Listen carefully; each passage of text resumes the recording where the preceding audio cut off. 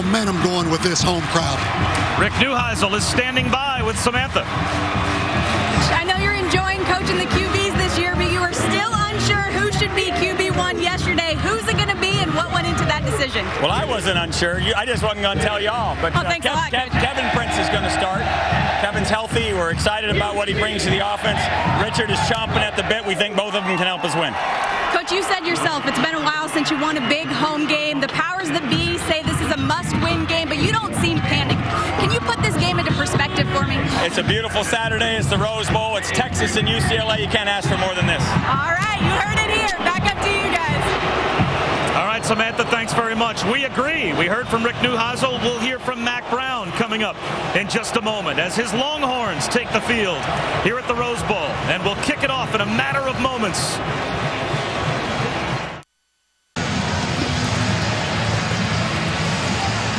What a sight it is from the sky, and it's equally as impressive from down here inside the Rose Bowl in Pasadena. Number 23 Texas against Rick Neuheisel's UCLA Bruins. We heard from Rick Neuheisel. Let's go down to Samantha with Mack Brown. You got the mic? You have the mic.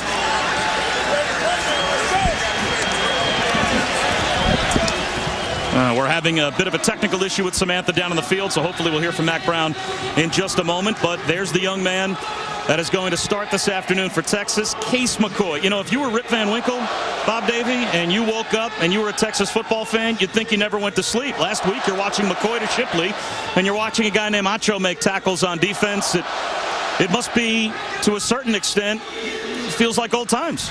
It is old times, but also if you're a Texas fan, you have to be concerned with so many young players touching that football, particularly on offense for Texas.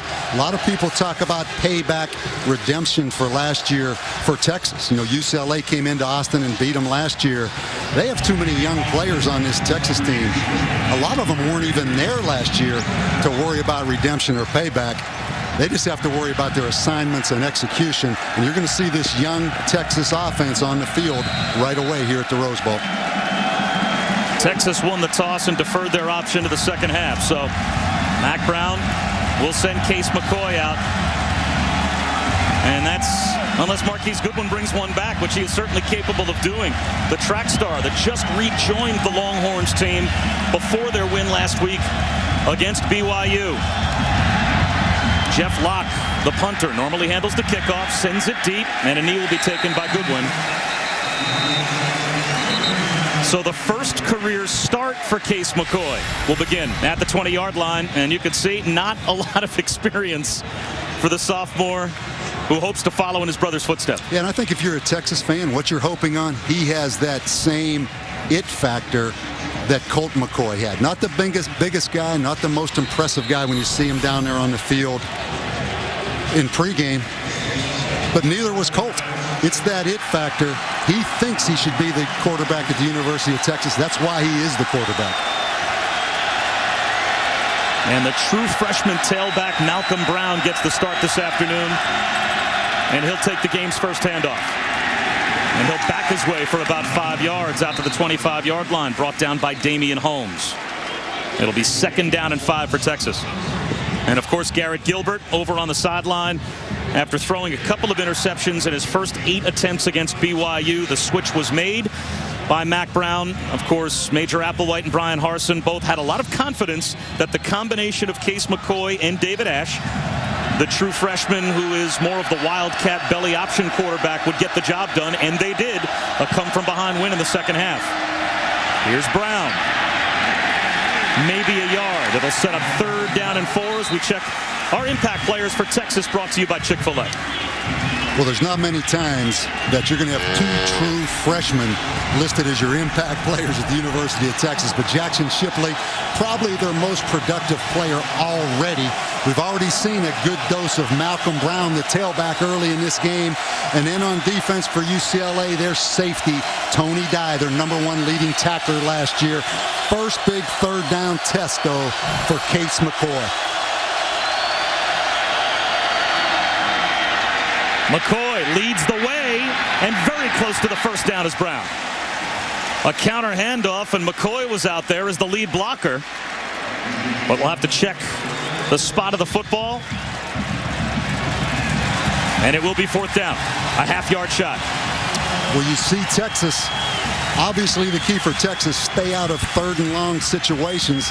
They didn't risk throwing the football with young Case McCoy. They went with the reverse to DJ Monroe. Big stop by UCLA. So 3 downs and out for the UCLA defense. And a wobbly kick from Justin Tucker. Fair catch called for. And made by Shaq Evans. A 40-yard punt, no return, but excellent field position for the Bruins at their own 30-yard line. And Kevin Prince, who has been in and out of the lineup as the starter over the past 3 years for UCLA. Yeah, I mean, it's been a 3-year ongoing quarterback competition. Kevin Prince started against Houston, was injured early in the 1st quarter. He's back starting. The reason? More mobility, a better runner. Quarterback runs to keep the Texas defense off balance. And you're going to see a true version of the pistol offense here by UCLA.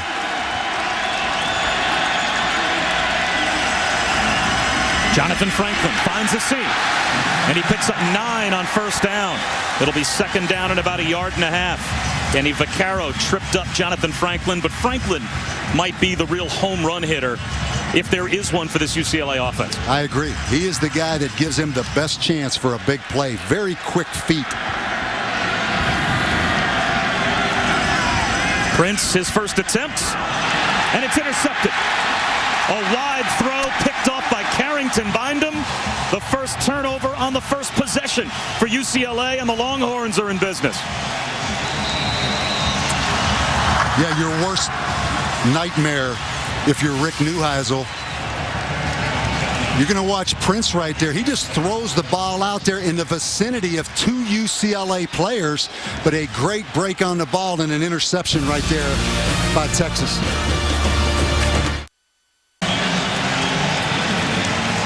Rick Neuheisel watches a quarterback throw an interception for the first time in 3 games this year. Kevin Prince with the pick. Richard Breho, who also has been in and out of that quarterback rotation for UCLA, on the headset below. The turnover sets up Texas, and they go backwards on 1st down. David Ash in at quarterback, tried to run the option, and there was no room as Dayton Jones made the stop. A loss of about 4, and quickly a quarterback switch for the Horns. Yeah, we see the quarterback shuffle already starting for Texas.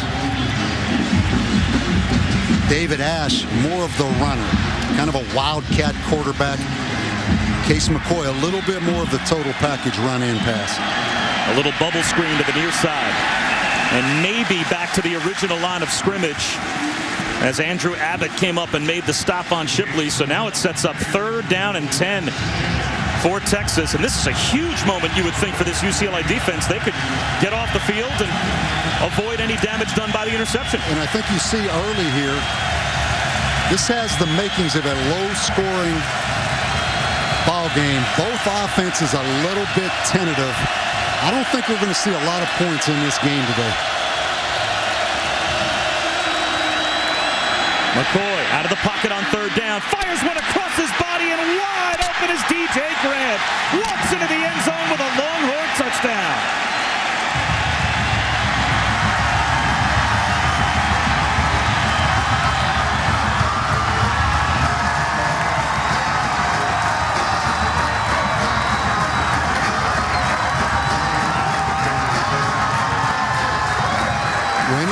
Anytime a quarterback can keep plays alive with his legs, you end up having breakdowns in the secondary. But Grant just wide open. It was really set up because of McCoy's ability to potentially scramble right there. The play clock is winding down, and it's going to be a delay of game against the special teams unit for Texas, as they were having a problem substituting with their special teams unit. 5-yard penalty, try for point. So that'll back Justin Tucker up 5 more yards. But yesterday we talked to Brian Harsin, the offensive coordinator, co-offensive coordinator for Texas. I asked him what he liked about Case McCoy. The first thing he said was he can extend a play. When it's not there, he's got the pocket awareness to try and move around and make something happen. And that is certainly A great example of what he just did. 7-0 Texas as they turn the interception into points. Harrington Bindum sets them up in plus territory, and Case McCoy and DJ Grant do the rest.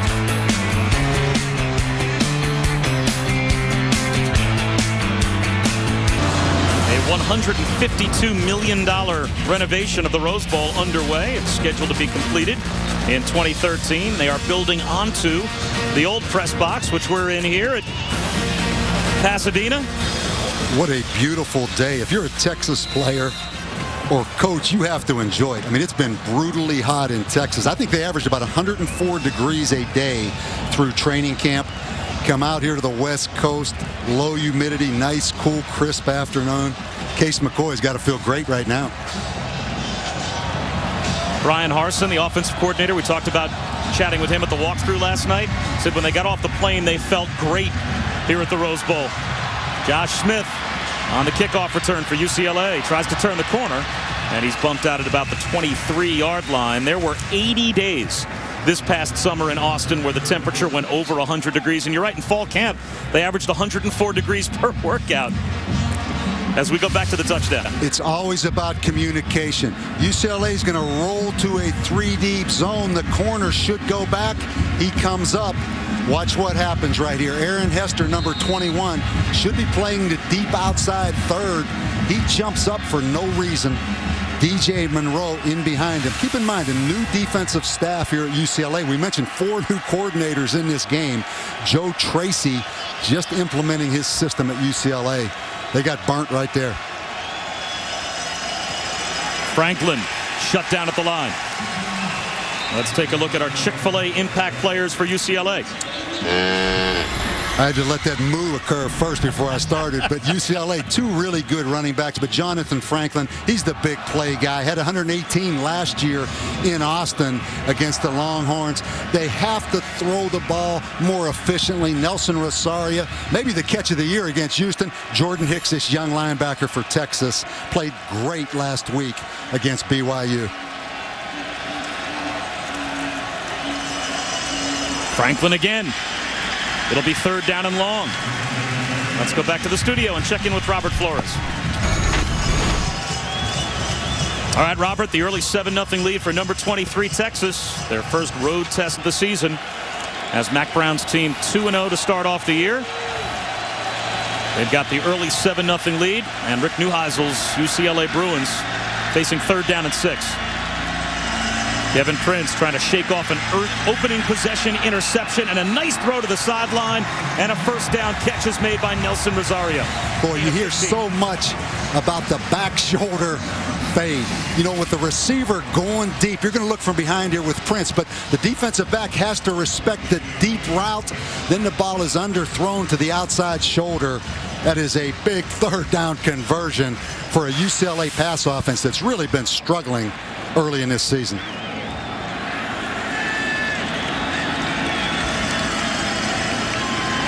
Prince on a keeper, gets to the edge, and runs out of bounds rather than takes contact as he gets about 3 on 1st down. 2nd and 7 as we take a look at the focus points for I think the first one they just accomplished, but it was 3rd and about 7. But I think 3rd and 4 or less is critical for UCLA. They've struggled in passing situations. They have to run the ball, improve passing game. Texas knows they're going to run it. UCLA ran for 290 yards last year, but the score, I think they're going to have to get some plays down the field on defense. It is all about stopping the run. Texas, with these young quarterbacks, they're going to run the ball on UCLA.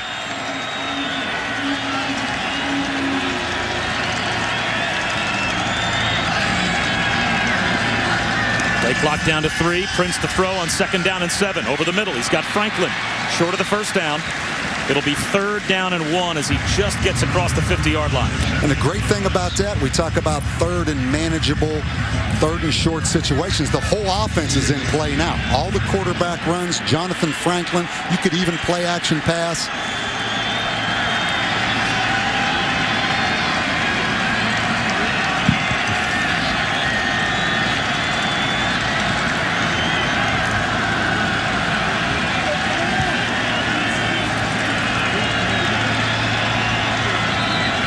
Texas shows blitz.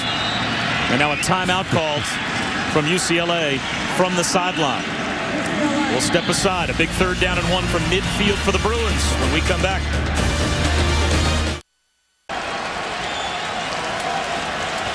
It's not Bevo's first trip to the Rose Bowl. I think he's got season tickets here. Texas seems to be here pretty often.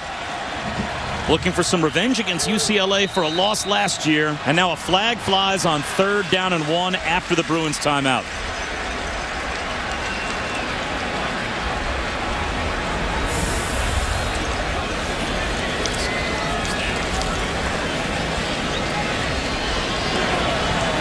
Substitution infraction. UCLA, 12 people on the field. 3rd down, 5-yard penalty. Sometimes you try to be perfect. You see Rick Neuheisel on that 3rd down. The prior opportunity when they had to snap it, they're up there at the line trying to check, looking over at the sidelines. The clock winds down. They have to call timeout. Now they change their thinking. Sometimes you have too much time to think about what to do, and you try to be perfect, and all of a sudden they go from a 3rd and short, putting Kevin Prince in a very difficult 3rd and 7. Keep an eye on this Texas defense. Manny Diaz, they love to move around and scramble this defense on passing situations, trying to confuse. You see right there, not one defensive lineman down in the stance. There they go. And here comes the blitz up the middle. Prince hit the ball loose. I think they rule it a fumble. Now they'll say an incomplete pass. Boy, the whole Texas sideline thought the ball popped out as Keyston Randall got a free shot on Kevin Prince. And Prince slow to head over to that UCLA sideline. You go back, though. 3rd down and 1. UCLA has a major advantage. All of a sudden, it's 3rd down and 6. Gives Manny Diaz the time to bring the inside linebacker blitz. They don't have enough guys to protect, and now UCLA's punting. It all goes back to that illegal substitution penalty, which took them out of a makeable 3rd down. Jackson Shipley back deep to receive the kick, but I think they're going to go upstairs and review whether or not that might have been a fumble. Play is under further review. It's reviewable because it was a clear recovery by Texas if it was indeed a loose ball. So if this is ruled a fumble, then Texas will have the ball in plus territory. I think his hand was going forward. I think that was a good call on the field by this Big 12 officiating crew. Bob, I don't know. What do you think? I don't think that'll be overturned. Well, again, it has to be indisputable video evidence to overturn the call that was made on the field. His arm is coming forward, but I think you can definitely make an argument, Coach, that the ball is loose before his arm starts to come forward. And the only reason the ball goes forward is it's still kind of in contact with his hand, and his hand shoves it forward. I think that's a fumble. Do you? Yeah, again, turnovers. Turnovers. Both teams, the reason they had losing seasons last year, Texas 116 in the country turnover margins. UCLA 112 in turnover margin. Maybe on the verge right here of their 2nd turnover in this game. Well, it's a quick decision.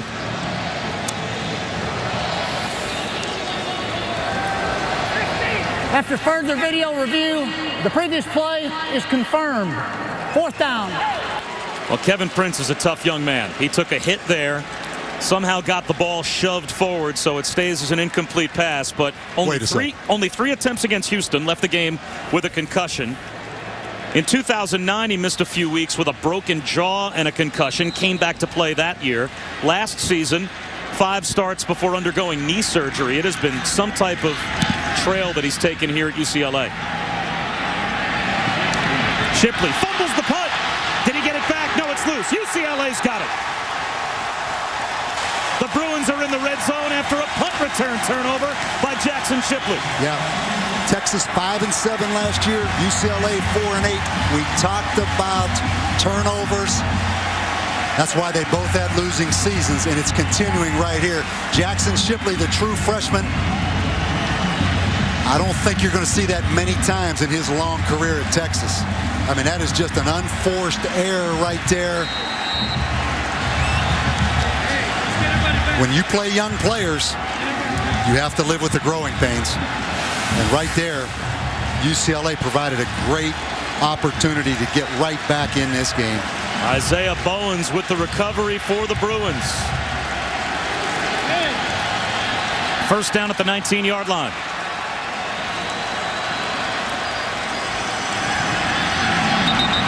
Franklin tripped up at the line. Keenan Robinson made the stop. This week on ESPN's Monday Night Football.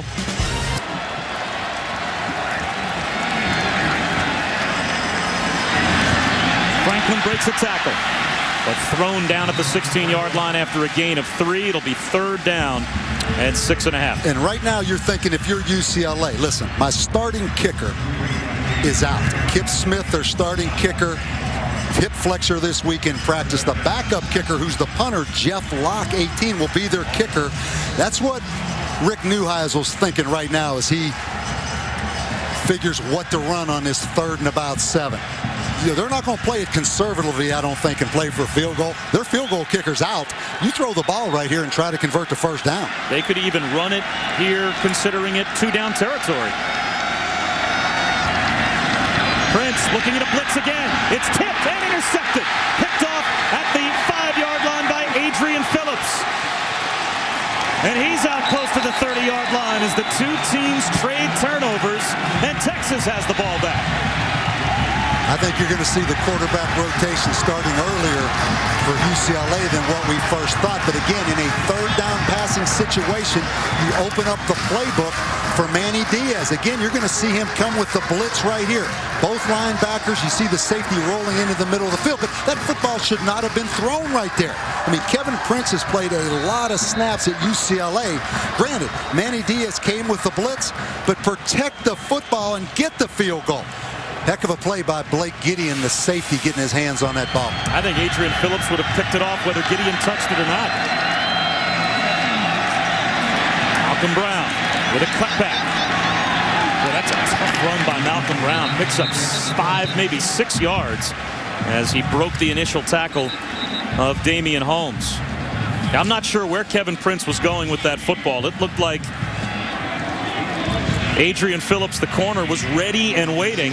It was tipped by Gideon, but it looked like a room service interception, whether it was tipped or not. Yeah, I mean, Richard Breho, who started the San Jose State game, they've not had an interception this season on offense. They have 2 already.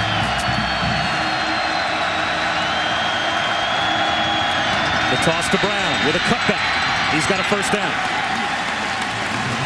Let's go down to Samantha. Yeah, guys, so many questions at quarterback for Texas. One of the big things that may look like a small thing on the outside is that Case McCoy, after that first drive, came over, gathered around his wide receivers and said, hey, guys, after every play, I want you in this huddle tight. Each one of them responded. It's early things like this are just showing that he's the leader of this football team right now. Well, he has that same feel for the game, the same presence as his brother Colt had. I don't think there's any question. That's why he's out there right now. That's a broken play, and he finds TJ Grant all the same, and it picks up about 8 yards. That's another nice composed play by Case McCoy, as it looked as if he wanted to head the opposite direction. Aerial coverage provided by Goodyear. Everything Goodyear has learned making tires for superior performance inspires what they roll into yours. Goodyear, more driven.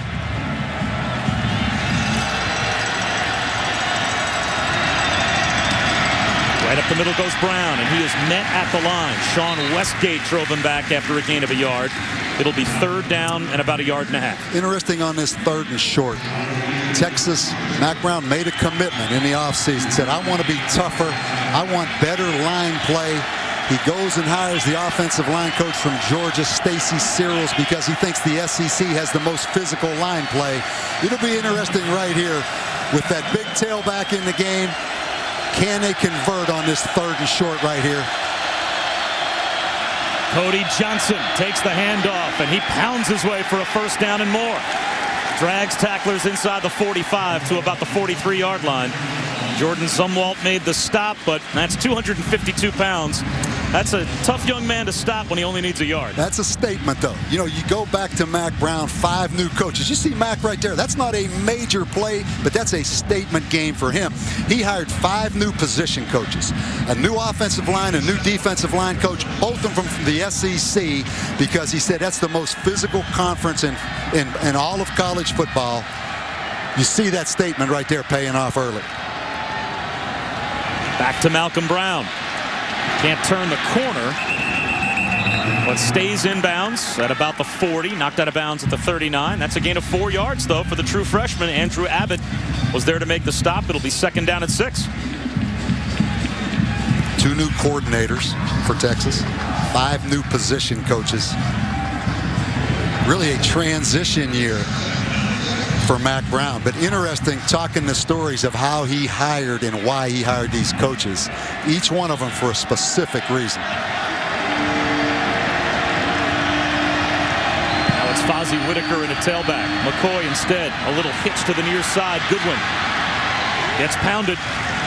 About a yard shy of the 1st down, sets up 3rd down and 1. Yeah, it was really interesting, I agree, Coach, to listen to what he said. He said he actually got on the internet last year and searched SEC teams, made some calls. It's the best line play in the country, so that's how he came up with Stacy Searles and Bo Davis. And then when he went looking for coordinators, called 4 head coaches in the SEC, and they all kept saying, it's that guy at Mississippi State, which was Manny Diaz, off of that recommendation. And then, of course, a great admirer of Brian Harsin and Boise as they go up the middle with Cody Johnson and move the chains again. So he did kind of take us through it step by step as to how he put together this staff, and each had a story as we take a look at the Texas focus points. Yeah, I think specifically today, a lot of pressure on Texas coaches. Which quarterback's in, which one's hot, what's he do well, especially because they're 2 different styles. Young players protect the ball anytime you play with young guys. We've already seen Jackson Shipley. We mentioned they were 1/16th in turnover margin last year. And then the third thing, obviously, defense has to stop that run. Around to Goodwin. There goes Marquise Goodwin down to the 11-yard line. Another 1st down for Texas.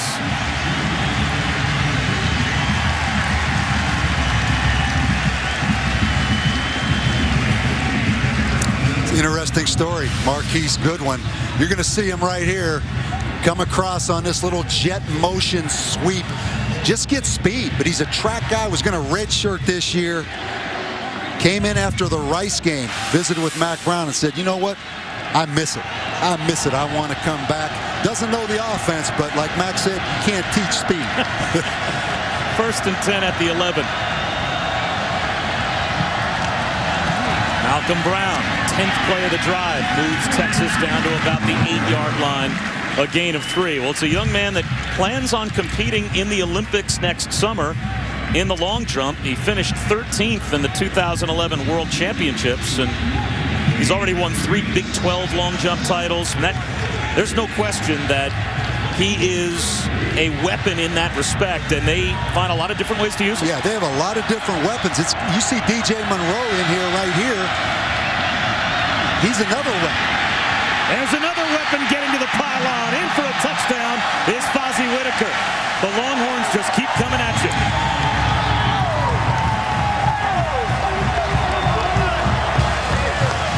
We talk about specific roles for different players. They bring DJ Monroe in the game. He's another speed receiver that runs a lot of those sweeps. They used DJ Monroe as a decoy that time. Hand the ball to Fozzie Whitaker for the touchdown. Good job by Brian Harsin, just taking advantage of different skill sets of players.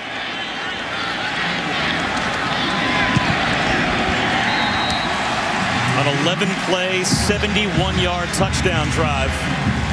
And Texas on top by 2 scores. Yeah, you're going to see DJ Monroe right here. He's going to come across. UCLA's going to think it's sweep to him. They just use him as a decoy. Little misdirection right there. Offensive lineman out in front. Good design. 14-0 Longhorns.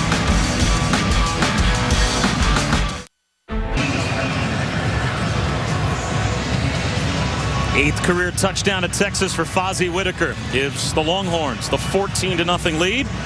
And a road test weekend continues tonight on ABC. Hard to beat this matchup. Number 1 against number 5, and 2 very interesting quarterbacks. Landry Jones squares off with E.J. Manuel. Saturday Night Football presented by Southwest Airlines at 8 Eastern, 5 Pacific on ABC. Coach Davey, your thoughts? Hey, starving for a game like this in Tallahassee. Those Florida State fans, they're saying it's the biggest non-conference game since Pitt.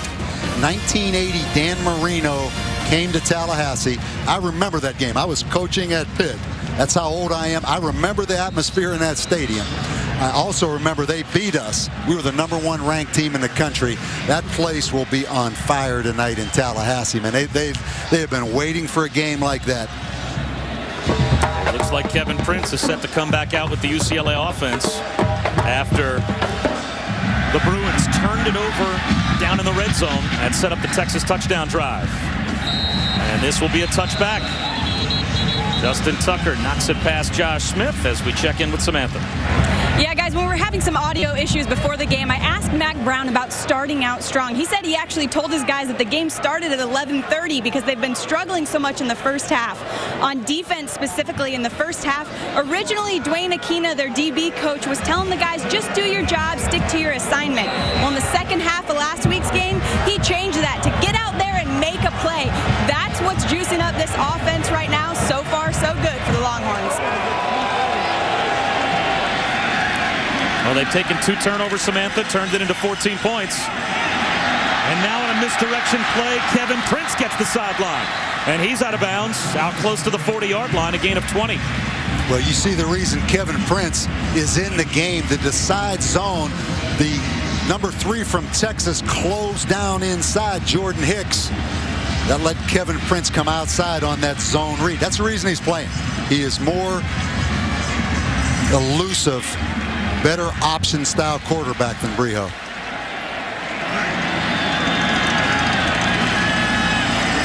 This time it's Jonathan Franklin. He finds a seam with a flag down. Franklin very close to a first down, a gain of 9. Keenan Robinson was there to make the stop for Texas, but we'll have to check the penalty. Holding. Offense. Number 51. 10-yard penalty. First down. That seems like a particular killer for UCLA, Coach, because we talked about they don't really have the home run hitters on offense. Those chunk plays are few and far between at times for Rick Neuheisel's group. So 1st and 20, it's always a bad thing for an offense, but it's worse for an offense like this. No question. I mean, one of the focus points I said was 3rd and 4 or less. But obviously you accomplish that by what happens on first down. 2 big turnovers, a couple silly penalties here early.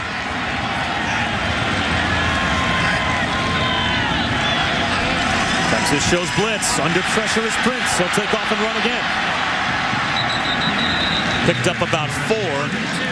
Emmanuel Acho came up the middle and forced Prince out of the pocket, and Jackson Jeffco chased him out of bounds. And right now, Manny Diaz, new coordinator, came over from Mississippi State. He's licking his chops. I mean, you can see every time it's a passing situation, he's coming with linebacker pressure.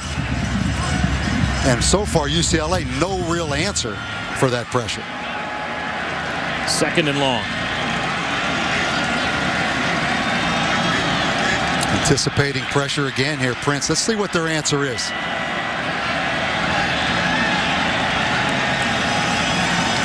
Hot read underneath. Poirier makes the catch, and he is popped by Kenny Vaccaro. It'll be 3rd down and 12. Kenny Vaccaro, I think the most physical player on the field. Safety, he's their nickelback in passing situations. Heck of a special teams player. Player of the year last year on special teams. Again, keep your eye on Texas defense. 3rd down and 11. They're going to try to confuse the UCLA offense with which a lot of different looks pre-snap.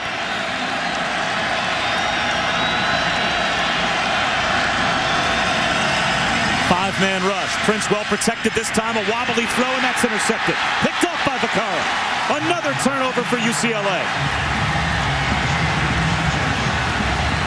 Well, you have to ask yourself, who has the freshman quarterback playing in this game? Kevin Prince, I think he's going to get the hook after that. He just threw that up. If you're going to throw it up, throw it high enough and outside enough that only your receiver can make the play. He underthrew it. And Kenny Vaccaro has an easy interception. UCLA had not thrown an interception, either quarterback, in the first couple of games. Well, they've taken care of that here in the first half. Turnovers turn into points for Texas, and they've got it in plus territory again. 14-0, Horns on top.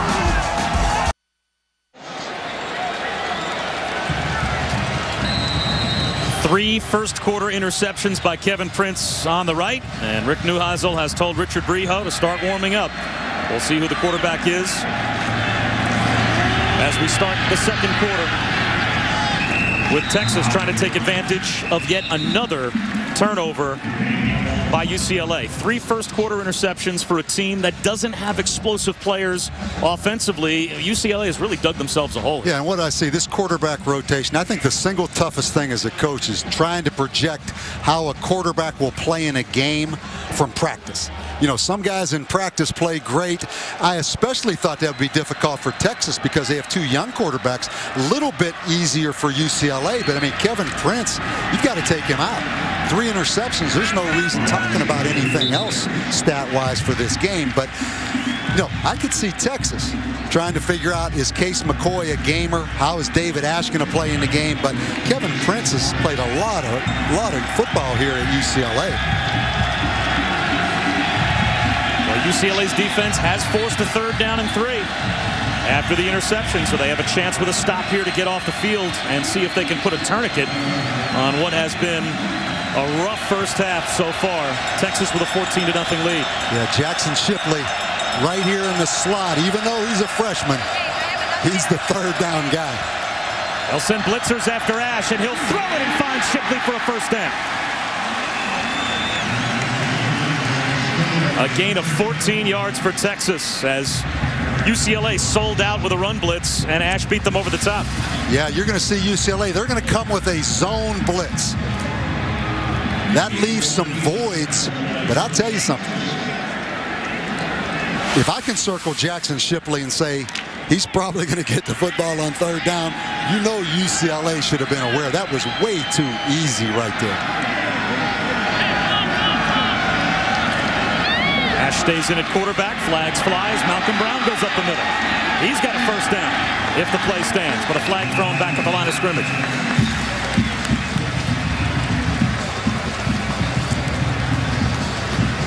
This is going to be a penalty against UCLA. Looks like UCLA may have been lined up in the neutral zone. Offside, defense, number 90. The penalties declined. The result of the play, 1st down. Let's take a look at our Pacific Life game summary.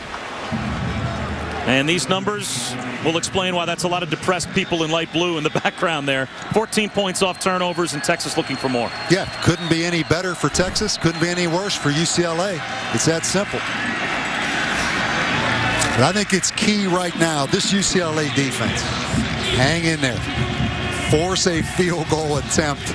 As bad as it's been, it's only 14-0. There's a lot of ball left to be played. Hang in there. Don't cave in.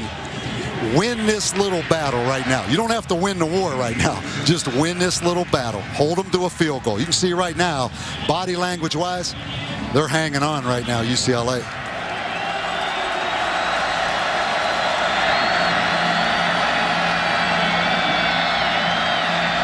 Ash to throw. Low throw to the sideline. It forces DJ Grant down to his knees, but he's about 3 yards shy of a 1st down. So here's that 3rd down situation. Coach, you talked about a chance to stop in the red zone and force only a field goal attempt. Yeah, an interesting call right there, David Ash. Give UCLA credit. They know when David Ash is in there, it's going to be all quarterback runs. Some type of option, but that time Brian Hartson a little bit of the tendency beater threw the ball. 3rd down, you have to think some kind of run right here, quarterback run, some kind of draw right here. Take the pressure off David Ash, let him do it with his legs.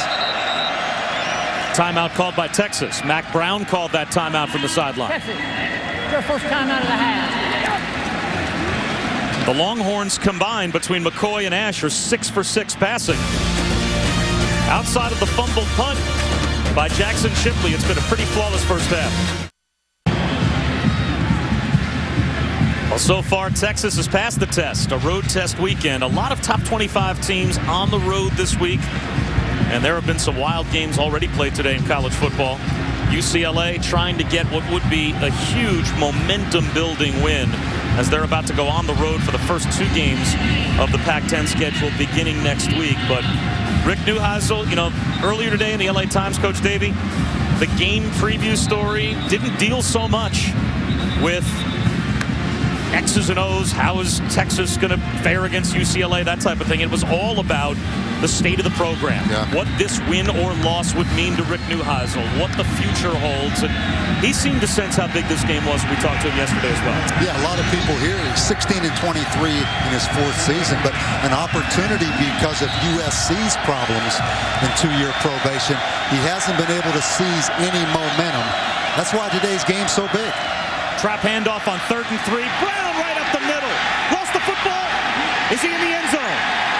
It's a shoe that popped off of Brown. He held onto the football, and he's got a touchdown.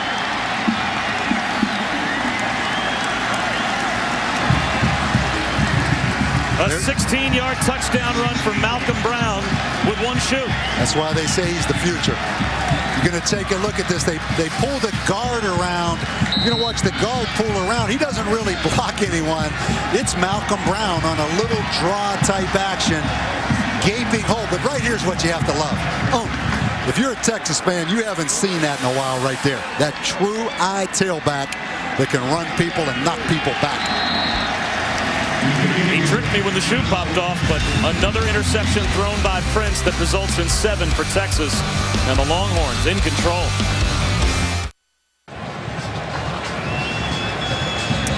Looks like the day is over for number 4, Kevin Prince. As you can see, number 12, Richard Breho, the backup quarterback who's about to become the starter, as Rick Neuheisel has made the switch. 3 first-quarter interceptions by Breho, and they have been, or by Prince rather, and they have been turned into points by Texas, and the Longhorns have a 21-0 lead. And Breho, the better passer.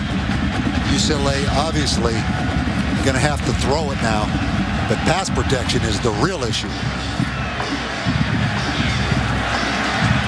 Josh Smith on the kickoff return. Maybe a big play on special teams for UCLA. There goes Josh Smith, trying to outrun the kicker.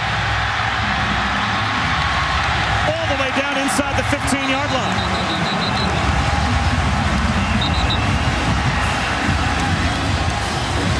There is a flag down back at the UCLA 36. We'll have to check the penalty.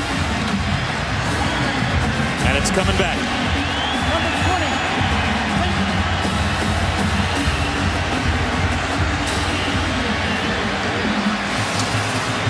20. Boy, this is a great individual effort right here. You're going to see some missed tackles by Texas right there, right here. But turnovers and penalties. UCLA has not given themselves a chance to get any momentum in this game.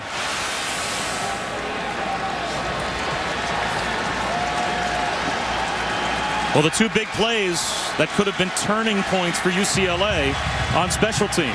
They recovered a fumbled punt by Jackson Shipley inside the 20-yard line, and Kevin Prince gives it right back to Texas, throws an interception. They get Josh Smith loose on a big kickoff return, and it's called back for a holding penalty. So now Richard Breho, last week against San Jose State, a touchdown and 145 yards passing, but he's in a 21-point hole. Right up the middle goes Jonathan Franklin. A gain of about 7. It will be 2nd down and 3 as we take a look at the junior Breho. 3 touchdown passes so far this season. He couldn't pull off the comeback against Houston the opening week. Yeah, and Rick Neuheisel said it this week. Actually kind of beat him up a little bit, I thought, with saying, hey, he's had a lot of chances to win the job permanently. Played every snap last week against San Jose. Hasn't been able to win it. But right now, he is your best option, obviously, with Prince struggling. Franklin short of the first down as we check in with Robert Flores.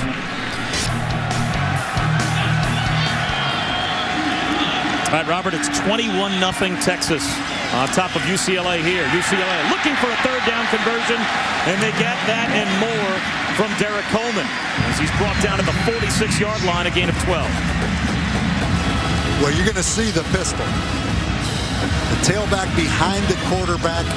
A lot of moving parts. Watch right here. You're going to see this tight end come back in motion, blocking. That's tough on the defense. You got big number 8, the big H-back coming in front of those linebackers' vision between the tailback and the linebackers. You're going to see a lot of that today. That is the pistol at its finest right there.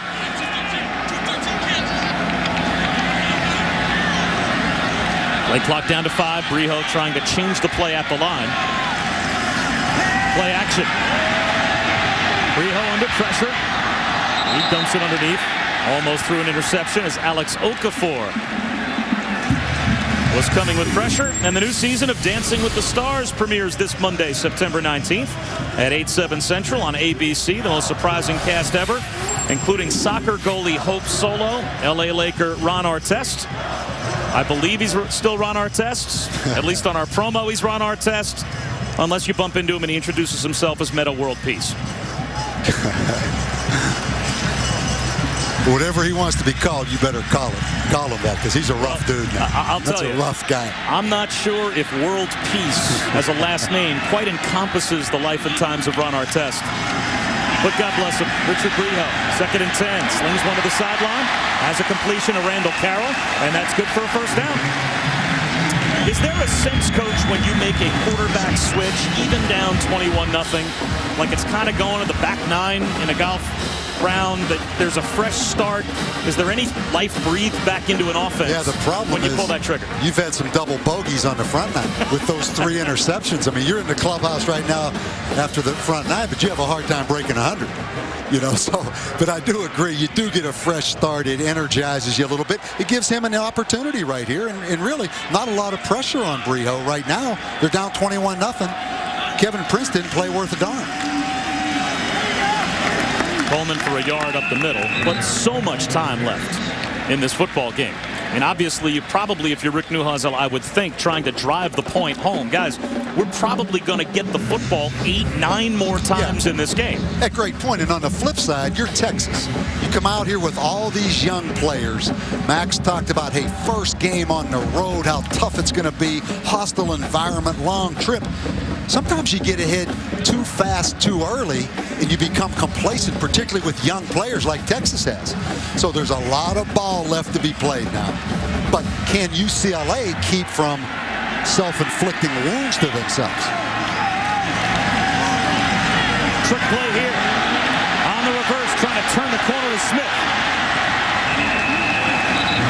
A couple of yards shy of a first down. It'll be 3rd down and 2. Carrington Bindum stayed home and closed the gap on Josh Smith. And I think what you see, we watched tape yesterday, Bob, the speed difference. When you put UCLA's tape on, they have good-looking players and experienced players. They are not as fast as Texas. And that was a great indication right there on that play. Texas, much more team speed than UCLA. Contact in the line. This might be a free first down for UCLA.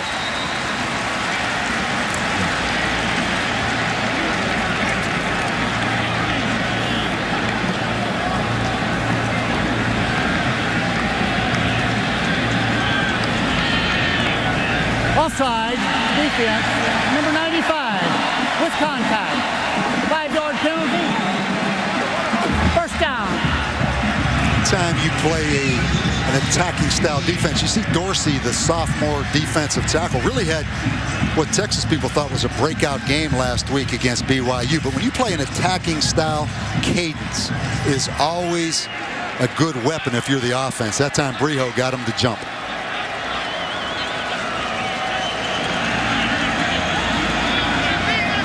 Midway through the second quarter, Brijo's first drive at quarterback. Tries to escape the rush. Running for his life. Almost intercepted. Another unnecessary chance taken by a UCLA quarterback. Again, Kevin Prince out of the game after throwing 3 interceptions. And Emmanuel Acho on the rush forces Brijo into an ill-advised throw. Right now, the theme of this game, Manny Diaz bringing those linebacker plug stunts. UCLA, particularly on play action. Watch Acho right now jump right up into that A-gap. On play action pass, it's really difficult to block that. You see the back step up, who was deep in the backfield. Another poor decision by Brijo, but they have to solve the linebacker pressure, because that's Manny Diaz's deal right now against this UCLA offense.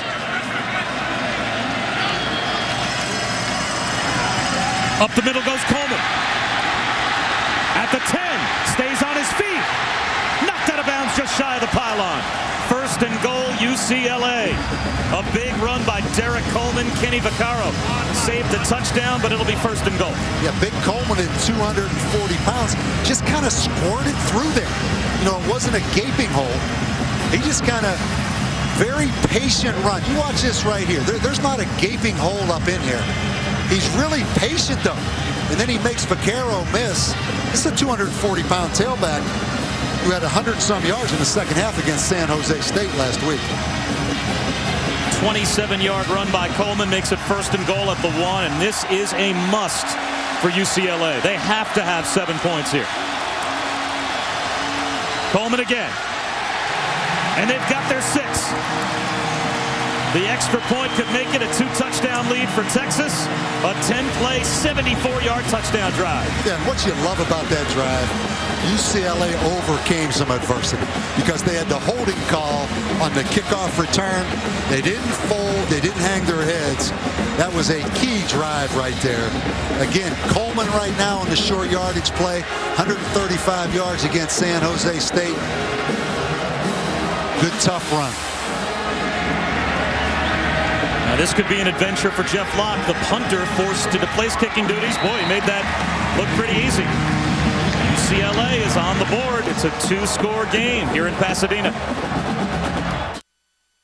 And right down the road, the Rose Bowl, and some reason for belief for the UCLA fans. We drew the golf analogy before. They might have had a couple of double bogeys on the front 9, but UCLA just birdied 10. Yeah, Breho and Coleman giving them a spark. But if I'm UCLA right here, there's a lot of speed back there returning for Texas. With Goodwin, DJ Monroe, they have 2 burners. You better cover this kick. And this one will be returnable for Goodwin. And good kickoff coverage as he's brought down at the 24. Sunday NFL Countdown for NFL Sundays on ESPN. The first possession outside of the opening possession where Texas gets the football and it's not off a turnover. Here's Case McCoy. Flips one into traffic and it's knocked away.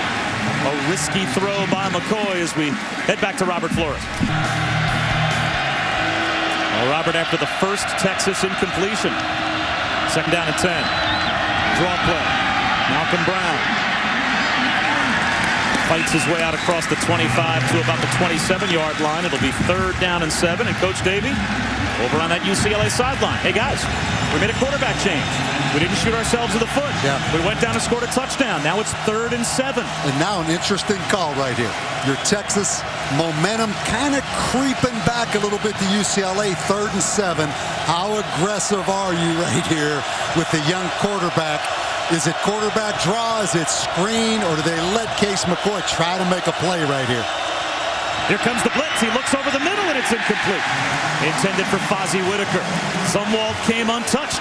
3 downs and out. And all of a sudden the Rose Bowl starts to sound like they have some belief.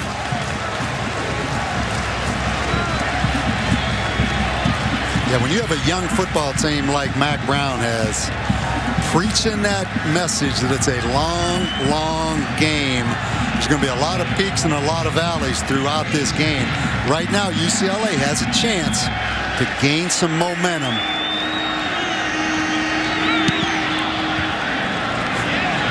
Pretty good punt, chasing Shaq Evans to the far sideline. Bobbles it for a moment, and he will go down at his own 22-yard line. So that changed field position. Terrific kick by Justin Tucker of 51 yards.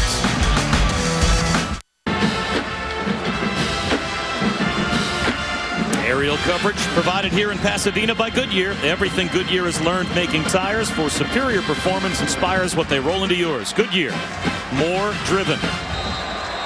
Boy, from the time you're about 7 years old, this is a shot. If you're a college football fan, that is, you've grown up with it. You're right. Huge drive here for UCLA.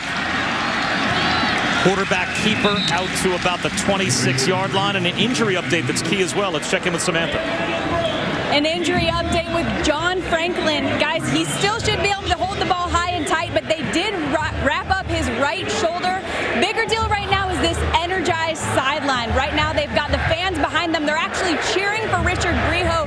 Breho has the fans behind has his team behind him. Everybody's up.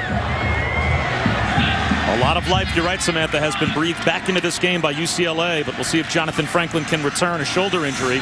Here's Breho trying to turn the corner, and he lost a couple of yards.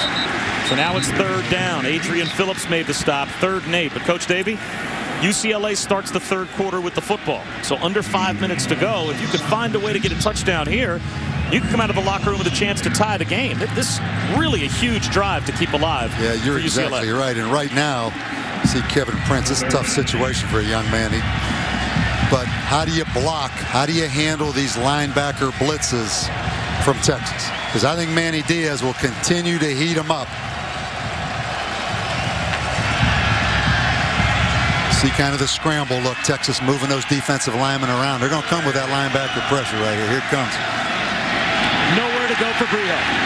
Has to eat the ball back inside his own 20-yard line as Acho gets the sack. So 3 downs and out for UCLA.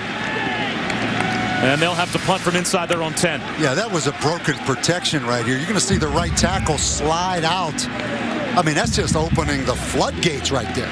I mean, that is not that sophisticated of a blitz. UCLA should be able to handle that. They've seen it about 3 or 4 times now already. Manny Diaz spent a week back in the spring at New York Jets camp studying the defense of Rex Ryan. As Jeff Locke lets one go, Shipley makes a fair catch. Great field position for Texas at their own 41-yard line. And Texas with a 2-touchdown lead.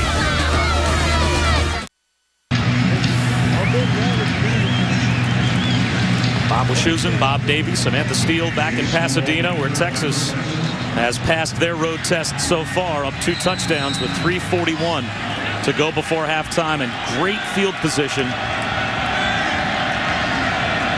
Looking for more before halftime. Trap handoff to Goodwin. Marquise Goodwin tries to turn the corner. He is out of bounds right at the 1st down marker. He has a Texas 1st down into plus territory, a gain of 11. You love the multiple weapons that Brian Hartson has, but how does he mesh it all together? You know, they're still in the phase of his 1st year as the offensive coordinator. All these different guys with different skill sets. If they can get all this together and execute, they have a chance to be a really good football team by the end of this year. I mean, there's a lot of speed, a lot of playmakers. It's just, can you be consistent with this many different packages of offense? Now they'll run the option. Ash, nowhere to pitch it.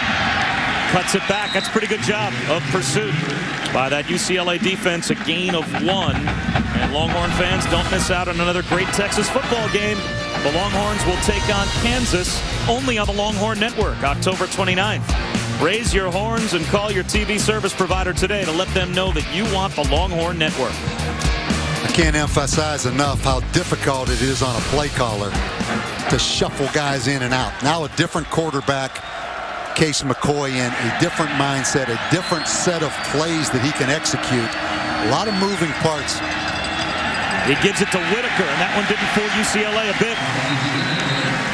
Cassius Marsh, the sophomore defensive tackle, was there to make the stop. So now it's 3rd down and close to 10. Yeah, you're always tempted, like Rick Neuheisel right here, to call timeout. I know maybe that sounds crazy, but 3rd and 10, 2 minutes and 21 seconds left. If you're Texas, you're going to let this clock run all the way down, the 40-second clock.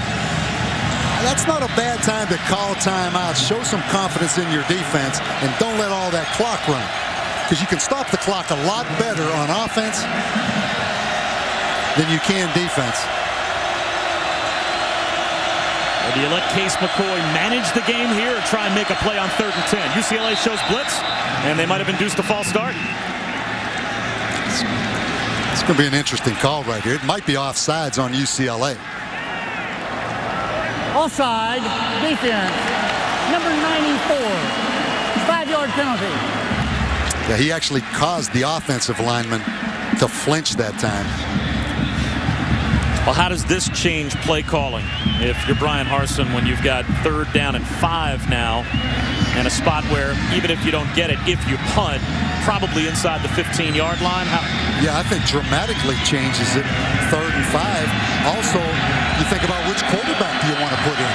You go with Ash now because it's a potential quarterback rundown. But that's the mindset. That's all the things he has to think as he makes this call. Ash right up the seam. He's got Shipley for a first down. So the quarterback change. And Ash instead throws for it, a gain of 12 to Jackson Shipley. Yeah, and that doesn't look like Boise State, where Harsin came from. Give him a lot of credit. He's doing what he has to do with this Texas offense. A little option type fake hits Jackson Shipley on the dump pass. But again, let's go back to that offside penalty on 3rd down by UCLA.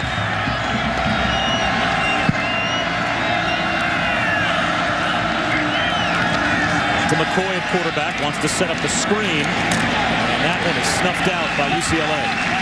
A loss of 2. Sean Westgate was there on Brown to make the stop. Cassius Marsh as well. And that will stop the clock with 1:24 to go here in the first half as Texas calls a timeout. It's easy to keep track of those turnovers and say UCLA's had 3 turnovers.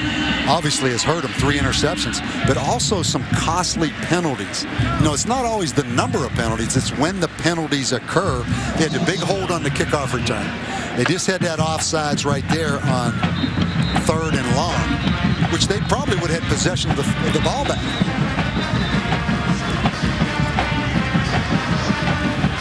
Up by 2 touchdowns, knowing UCLA starts the 3rd quarter with the football.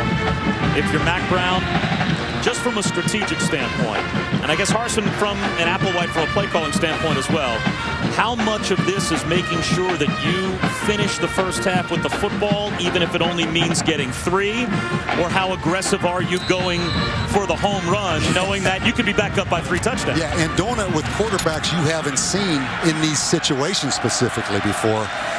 A lot of answers, a lot of questions right now if you're calling those plays for Texas. Here's McCoy under pressure into traffic, and he's got a man. It's DJ Grant. He's had a big first half, and he's got a first down catch. Tony Dye on the stop. You talk about presence. You talk about the it factor. I think Case McCoy showed it right there. Wants to get his team lined up so he can spike it and preserve some time and hold on to that last timeout for Texas. So good clock management. 1:08 to go in the first half. Yeah, we kind of talk about just presence. And that's the thing that Mack Brown loves about Case McCoy. Watch right here. He's going to get some pressure. His ability to make throws on the run. It's not the prettiest thing. Something you don't coach guys necessarily to do. But right here, that's one of those oh no. But that's what makes you special, Case McCoy. Keep doing it moments. 4-man rush. McCoy broken up at the goal line. Great coverage by Aaron Hester. Knocked it free from Mike Davis. It'll be 2nd down and 10. Check that, 3rd down and 10 because of the spike. Yeah, Mike Davis is a guy you keep waiting for him. It's tough on him because he has some young quarterbacks. But Mike Davis last year as a freshman was a big-time impact receiver for the University of Texas. Hasn't had many opportunities this year. Out of high school on ESPNU, we projected him as the #2 wide receiver prospect in the country. 9th play of the drive here, 3rd down and 10. McCoy flips it left, wide open is Davis. He's got a first down, he picks up a block, that'll draw a flag. Davis is out of bounds inside the 5-yard line. Texas is celebrating the block. Andrew Abbott hit hard by Goodwin, and the moment that the block came out, a flag came as well. Yeah, Marcus Goodwin, you're going to see him up here at the top. The track guy turns into a blocker. Personal foul. Offense. The question... Number 84. Illegal contact above the shoulder. 15-yard penalty, 3rd down. I think it's a good call. I mean, to me, that's the definition of helmet to helmet. He knocked his helmet off. This is scary, and Andrew Abbott really shaken up as we take another look. And this one worth looking at full speed because the violence of this hit and the blindside nature of it draws the personal foul. Andrew Abbott, a former walk-on junior from Long Beach. Looks like he's sitting up. Let's take a look.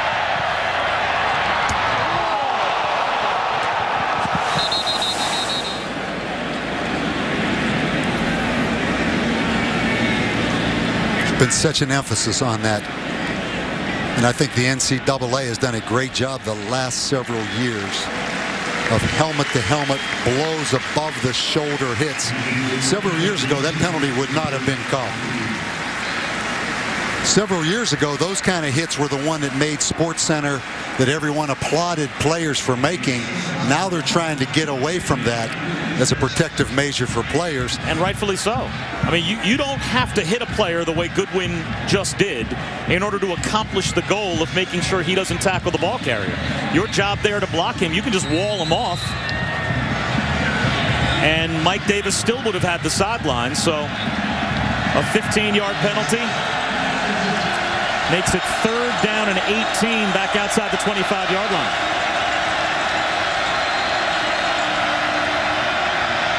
McCoy under pressure. The pocket starts to collapse. How long can he extend this play? All the way back to his own 40-yard line. And he finds Davis. Davis inside the 5. 1st and goal, Texas, as Case McCoy just kept that play alive. Well, Colt McCoy has to be smiling up there in Cleveland or wherever he is right now. But when we get a chance to replay that one, that was the it. That was the it factor. Good presence right here. Texas with 1 timeout. Plenty of time right here. Clock just now winding. That was an incredible play by Case McCoy, staying alive. Cody Johnson is the I-back. 25 seconds to go in the half. Play action. Flags down. Wide open. It's a touchdown. It'll be the 2nd first-half touchdown for DJ Grant if the play stands. Offside, defense, number 56. The penalties declined. The result of the play, touchdown.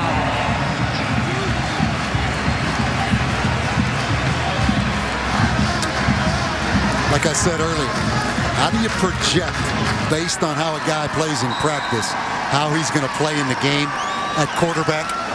Case McCoy, when the lights come on and it's game time, he's got a little magic to him now. And what a killer for UCLA as well, as they're down 3 touchdowns once again with 21 seconds to go before halftime. After the personal foul penalty and Marquise Goodwin, you've got them backed up in 3rd down and 18. Yeah, and I think you still end up giving up the 1st down on the McCoy sprint. Yeah, it's the all-22, but just watch the quarterback. I mean, this is self-explanatory right here.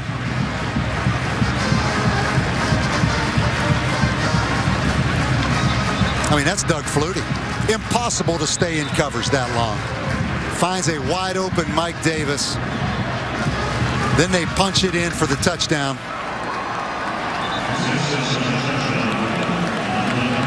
Off the play action. You're going to see a little play action pass right here for the touchdown.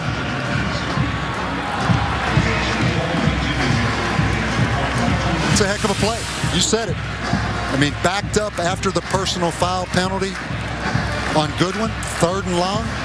UCLA in position to take them out of field goal range. It's one man making a great play, Case McCoy, and keeps the play alive. That's why he is the quarterback at the University of Texas. Not the biggest guy, not the strongest guy. May not do things at practice that just make it a unanimous decision that he's the guy, but he's got some magic. Squib tick out to about the 25-yard line. Out to the 38-yard line goes Philip Rule, as Texas plays field position with 14 seconds to go in the 1st half. And what a momentum shift. UCLA had so much rolling back in their direction after Brijo engineered that touchdown drive to make it 21-7, and they got the football back with about 5 minutes to go, knowing they get it coming out to start the 3rd quarter, but 3 downs and out. Rick Neuheisel's defense couldn't shut down the 3rd down and 18. The McCoy scramble keeps the drive alive, and it's a 3-touchdown lead again for Texas.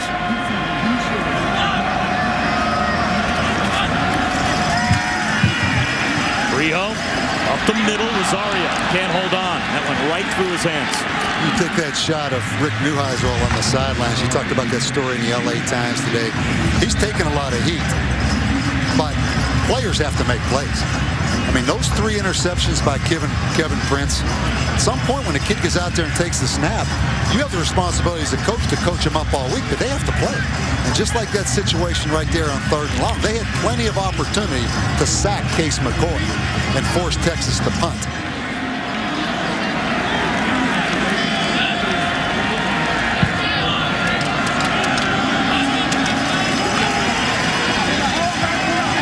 Again for Rosario. He's got it out of bounds inside the 35 at the 34-yard line with 3 seconds to go in the first half. Now, do you try a long field goal on the last play of the first half when you know you don't have your first-string kicker? Jeff Locke is the punter, and he has attempted a couple of...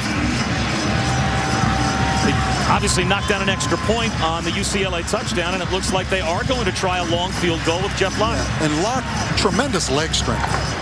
You know, excellent punter, 51-yard field goal. The only thing you have to watch, Texas blocking this thing because of the low trajectory, because it's a long field goal. But go ahead and take a shot right here with Locke. I think he has the leg strength. He definitely has the distance. And he knocks it down. A 51-yard field goal by the punter. So UCLA, we mentioned it, they will start the 3rd quarter with the football. Down by 18 now, though, as we check in with Samantha. Coach, obviously some early struggles at QB, but how do you change the protection to account for all this blitzing? Well, we had a miscue early. We got to make sure that we've solved that one. But I think we've got some answers. We're going to come back and play. We've kind of got some rhythm now. The 3 points at the end gives us a little momentum. We get the ball in the second half. We got to make this a game. As you go into halftime, is it an issue of effort or just execution? No, it has nothing to do with effort. We have that quarterback. Everybody's fighting their guts out to get him. We just don't get him on the ground. I don't even know if that he was throwing it to the guy that ends up catching it. But you know what? Give them credit. We're going to go try to get ourselves organized and come out and play a whale of a second half. All right, I'll let you get in there. Thanks, Coach. All right, Samantha, thanks very much. The halftime report coming up next. Texas by 18 at halftime. Welcome back to Road Test Weekend. Bob Wischusen and Bob Davie, Samantha Steele at the Rose Bowl. Rick Neuheisel's UCLA Bruins behind by 18. Texas on top, and Coach Davie, what has to happen in the second half for UCLA to mount the comeback? Well, there's some locker room alerts going on for UCLA. First of all, just schematically, number one thing is they have to find a way to block this linebacker pressure from Texas on passing downs. Probably 3 or 4 times in the first half on passing downs, Manny Diaz came with the double inside linebacker pressure. You're going to see it again right here. They have to address some individual performance issues with the interceptions, but schematically, this linebacker pressure has caused UCLA nightmares in the first half. You know they're going to have to throw it in the second half, so you get on that blackboard right away if you're Rick Neuheisel. So what's our answer? You think that's the first thing they talked about when they went in the locker room? I don't think there's any question. I mean, it's obvious they can't throw interceptions. It's obvious they can't make the silly mistakes with penalties, but schematically, you have to say, okay, how are we going to handle this and what's our answer? Because Manny Diaz is going to wear you out if you don't handle that. Josh Smith, the Colorado transfer, brings it out. Breaks a tackle. Finds a cutback lane. And goes down at the 24-yard line. Now, for Mack Brown's team, a couple of times in the first half, as well as they played and as much as they made impact plays on defense, they did allow UCLA to flip the momentum a bit. What do you think he told his team? I think you have to be able to handle Coleman, the running game, first. I mean, UCLA's still in a position here where they can pretty much stay on balance on offense. Coleman came in and gave them a spark in the running game. But I think the biggest thing for Mack Brown with all these young players, convince them that this game is far from over now. Riho on a keeper. Picks up about 3 yards, and Samantha spoke with Coach Brown. Samantha? Yeah, you guys must have been listening in on our conversation, because that's pretty much exactly what Mack Brown just said. He was upset about that last field goal because it switched the momentum going in UCLA's direction. The other issue was the long kickoff return, because he said even though it got called back, it exposed some areas in that on special teams. And the other issue is that complacency cannot set in. They have to remember, in his words, that they kicked their rear ends last year, guys. That's a very good point, and I think that builds off of your point, Coach, of making sure that a young football team doesn't take an 18-point lead for granted in the second half. As Brijo looks to go up top, down the sideline, he's got 4 yards. Inside the 40-yard line of Texas and out of bounds at the Horns, 33-yard line. Check that, Jordan James on a little wheel route down the sideline, and there is a big play, the first big one for the UCLA offense. Yeah, you're going to watch the back come out of here on a circle route down the sideline. Texas is going to turn him loose. The corner sucks inside a little bit right there, and that's a big play on third down. Momentum for UCLA now right out of that locker room. A gain of 40 as the Bruins in business.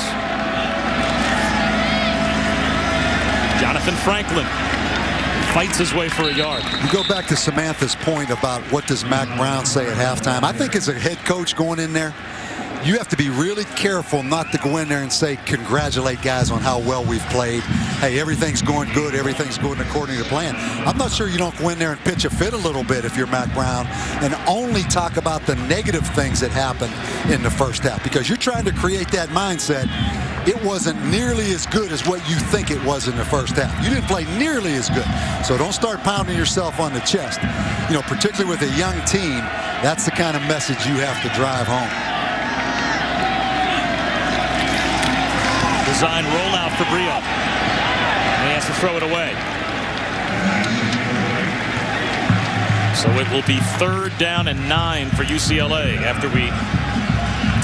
I think what you see right there is one of Rick Neuheisel's answers to the linebacker blitz. Even though they didn't blitz right there, they were anticipating.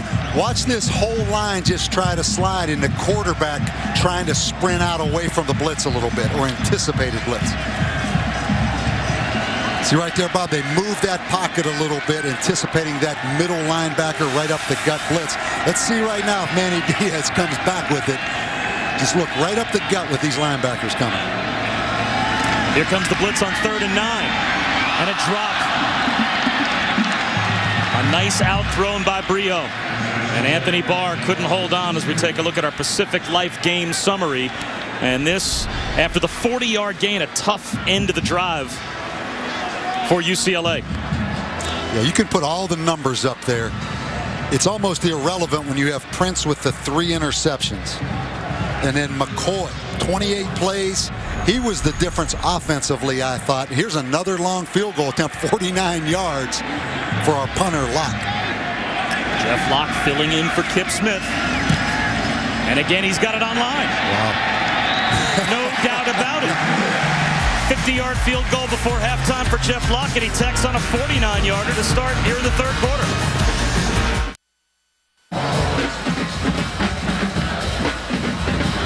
Test weekend, UCLA trying to draw closer to Texas, down by 15 now, 12.5 minutes to go in the 3rd quarter as UCLA takes the ball to start the 3rd quarter, and they get 3. Jeff Locke good from 51 right before halftime and 49 a moment ago, and he's the punter. Yeah, and I talked to Jeff Locke before the game down on the field. He had labrum surgery on his hip in January, so he's back off that injury, but boy, really a strong leg. Marquise Goodwin from the 7. He's got another gear if he breaks out of the pack. Kept it alive for a while and eventually got out to about the 29-yard line before he stepped out of bounds. But UCLA kept him penned in, so 12.5 minutes to go in the 3rd quarter, and now it's back to the offense for what was, for the most part, a mistake-free first half for Texas, and that's with Case McCoy and David Ash, 2 quarterbacks that combined coming into today for 0 career starts. But McCoy very efficient the first half. And that 0 interception right there, as you said, probably the most impressive statistic. Malcolm Brown starts the second half right up the middle, close to a first down. Dietrich Riley on the stop, a gain of 9 yards for Malcolm Brown. Yeah, just back to simple I formation ball, and it looks like you found yourself an I tailback in this freshman. Missed 10 days of practice in training camp with a hamstring, set him back. But he is on pace now to become what everybody at Texas thought he was going to become. He's got a first down carry. As a head coach, when you're in a game like this, the opposition scored a couple times to take a little bit of momentum back, but you're still in a position where it might be more about managing the game. How much more comfortable would you be if you just had a few more seniors out there to play that way? In some ways, though, it forces you just to focus on yourself. You don't worry about UCLA as much. You just worry about your own execution if you're Texas. So it does cause you to just focus. Ozzie Whitaker took the handoff from David Ash on the quick quarterback change for Texas, and it looks like Case McCoy is set to come right back in on 2nd down and long. But you see how difficult, Brian Harsin comes from Boise State. I mean, Boise State in that system forever. So he kind of inherited that system as the offensive coordinator in recent years. Comes here to Texas, and now he has to implement the system at Texas, but you don't really have the quarterback to be Boise State. So you see them doing so many different things scheme-wise. Don't really have a true identity just yet. They're trying to form their identity. Another terrific run by Malcolm Brown, a patient run as he let his blockers pave the way. Donovan Carter on the stop, a gain of 8. 3rd down and 1 right from midfield. That was a well-designed little play. David Snow, the left guard. Excellent block wrapping around.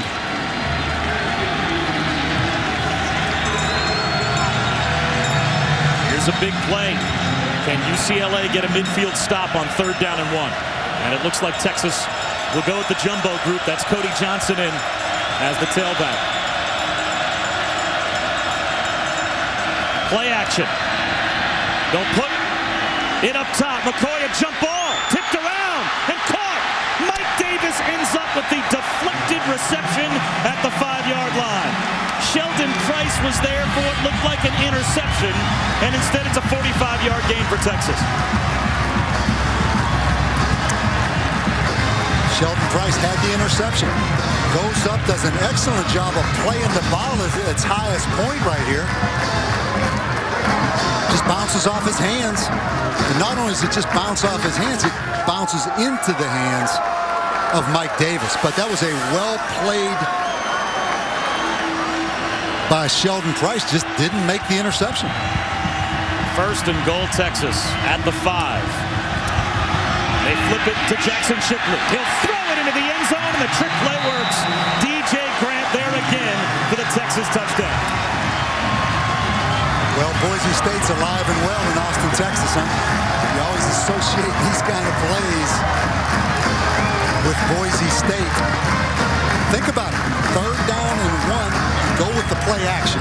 Show a lot of confidence in your quarterback. You come back on 1st and 10 and throw the reverse pass with Jackson Shipley, a true freshman, throwing it. That's not playing it close to the vest with this young offense. Brian Harsin letting it rip a little bit. And still in all, if I'm a UCLA fan or if I'm Rick Neuheisel, I'm saying to myself, you have to be kidding me, because just before the trick play touchdown, this should have been an interception. Sheldon Price has to come up with that football, and instead it turns into a little Boise State trickery for the Longhorns at a 35-13 lead.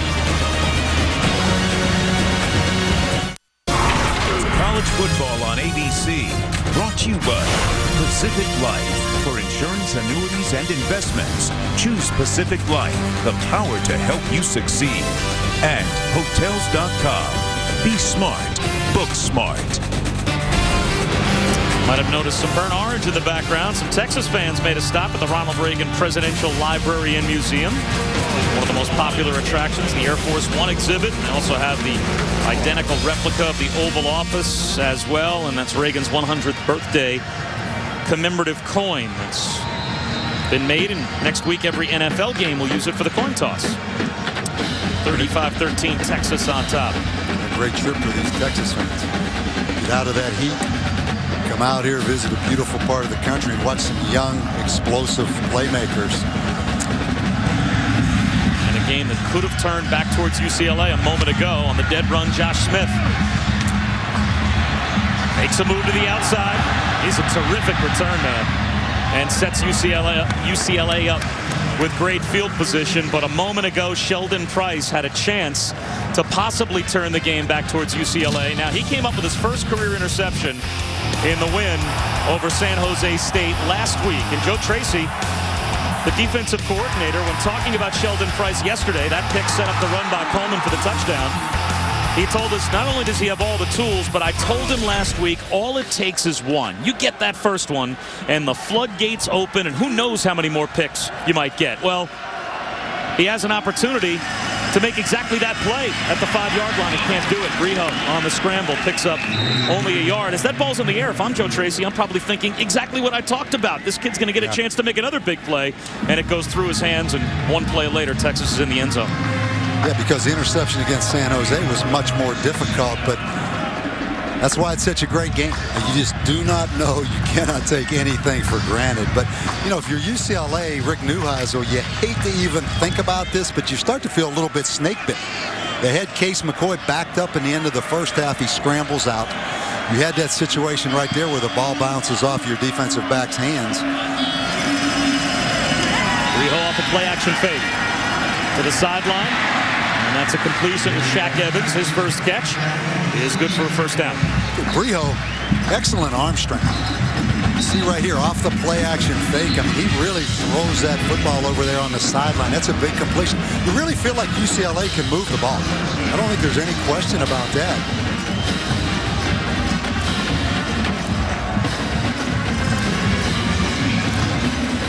It's hard to say in a 35-13 game that UCLA is not being dominated, but it really has been self-inflicted wounds. The number of times in this game that they've either made a mistake or had a chance to make the momentum-changing play, just like the Price failed pick and haven't made it.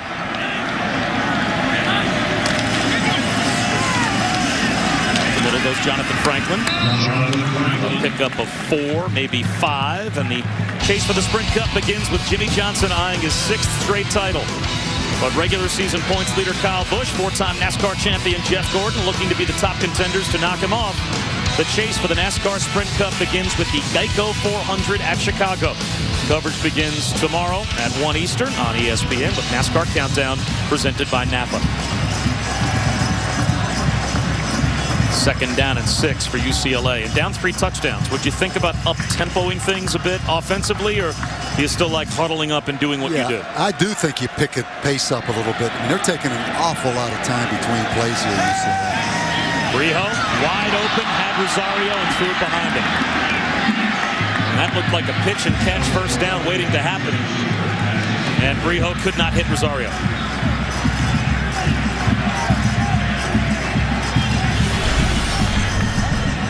Drive chart for UCLA, and it's the 3 interceptions in the first quarter that really took this game apart early. Yeah, and several drop passes, several penalties. I think this is 2-down territory if you're UCLA. 3rd down and about 6 here at the 35-yard line.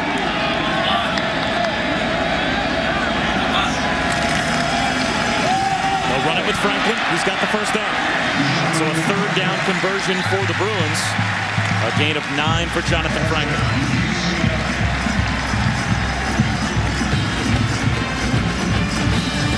Here's what's so difficult about the pistol. Watch him come across in motion, and that ball is snapped right there. Now, if you're a linebacker looking through, you have the quarterback, you have the motion man coming across, and then the tailback coming at you. There's a lot of distractions in there trying to defend that zone play. That is the pistol. That's what makes it unique. Franklin again finds a lane. He's inside the 10-yard line all the way down to the 5. 1st and goal, UCLA. 21-yard gain for Jonathan Franklin. Here's the other way they do that. Without the motion, you're going to watch this wing block back that gives you kind of a misdirection look again. So last time they did it with the motion. This time they did it with the tight end coming across. But again, a lot of traffic in there in front of those linebackers. 7th play of the drive for UCLA. Play clock down to 10. goes the motion man again. Rio again with the give to Franklin. He is shut down at the 5-yard line. No gain. 2nd down and goal. We talk about this pistol offense. Nevada, Chris Ault, really started this offense. One of the best offensive coaches in all of college ball. And this year, Rick Neuheisel ran it last year, but they didn't have all the answers. They went and hired Jim Mastro from Nevada this year. Now they feel like they have the answers. Based on how you adjust, they can make the adjustments. Now they really feel comfortable moving forward schematically in this pistol. Now it's Derek Coleman to the 1-yard line. It's funny because the novice would look at the pistol and say, it seems as if you want to back the player up in the modified shotgun, as we have an injured UCLA Bruin, in order to throw the football. And Sean Scheller, a backup weak guard on the ground for the Bruins. But Rick Neuheisel said, we employ the pistol because we need to be a better running football team. That they were a woeful run football team with a pro-style offense last year. And why does it make it that much easier and more effective to run the ball rather than adding to your passing offense the way that from the outside looking in you think it might? Yeah, I mean, I think there's a lot of reasons why it is. It's interesting, though. He had Norm Chow as his offensive coordinator, who is the ultimate pro-style offensive coach. With Norm Chow here, they decided to go the pistol because they just could not run the ball well enough. But the pistol gives you so many variations with the quarterback in the shotgun. You still get the advantage of being in the I formation almost, because the tailback is right behind the quarterback, where most of these shotgun teams, all these shotgun teams, the back is offset, which limits your runs which direction he can go. So you get some I formation out of it. Then you add all those motions and that jet motion. That's what the pistol is. Plus, it's a great play action offense. Interesting to see down here in the red zone in the 3rd and 1. They stay in the pistol, which is always a little bit different to me. Here you see them in more of the true spread with the back offset. 3rd down and goal at the 1. James in motion. Instead, it's Coleman. Tries to crab crawl his way to the goal line, and he's short.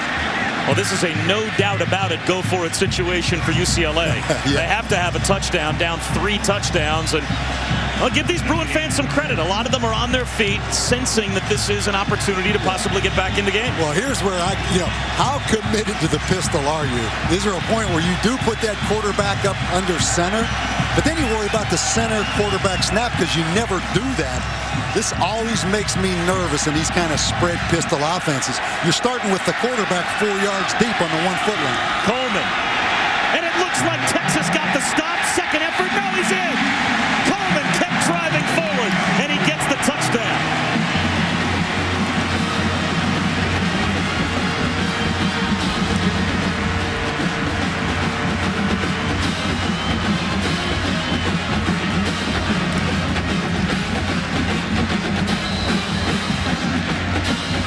Got to give UCLA credit. Bounce back after that last bit of adversity when defensively they should have the interception led to the touchdown. I mean, they're hanging in there. A point after attempt makes it a 15-point game again. So it is still a 2-possession game with 4:29 to go in the 3rd quarter. And a great effort here by Derek Coleman. It doesn't matter if you're pistol, eye, wishbone, or what. It still comes down to players and efforts like that by Coleman. It doesn't matter the offense, you get that kind of effort.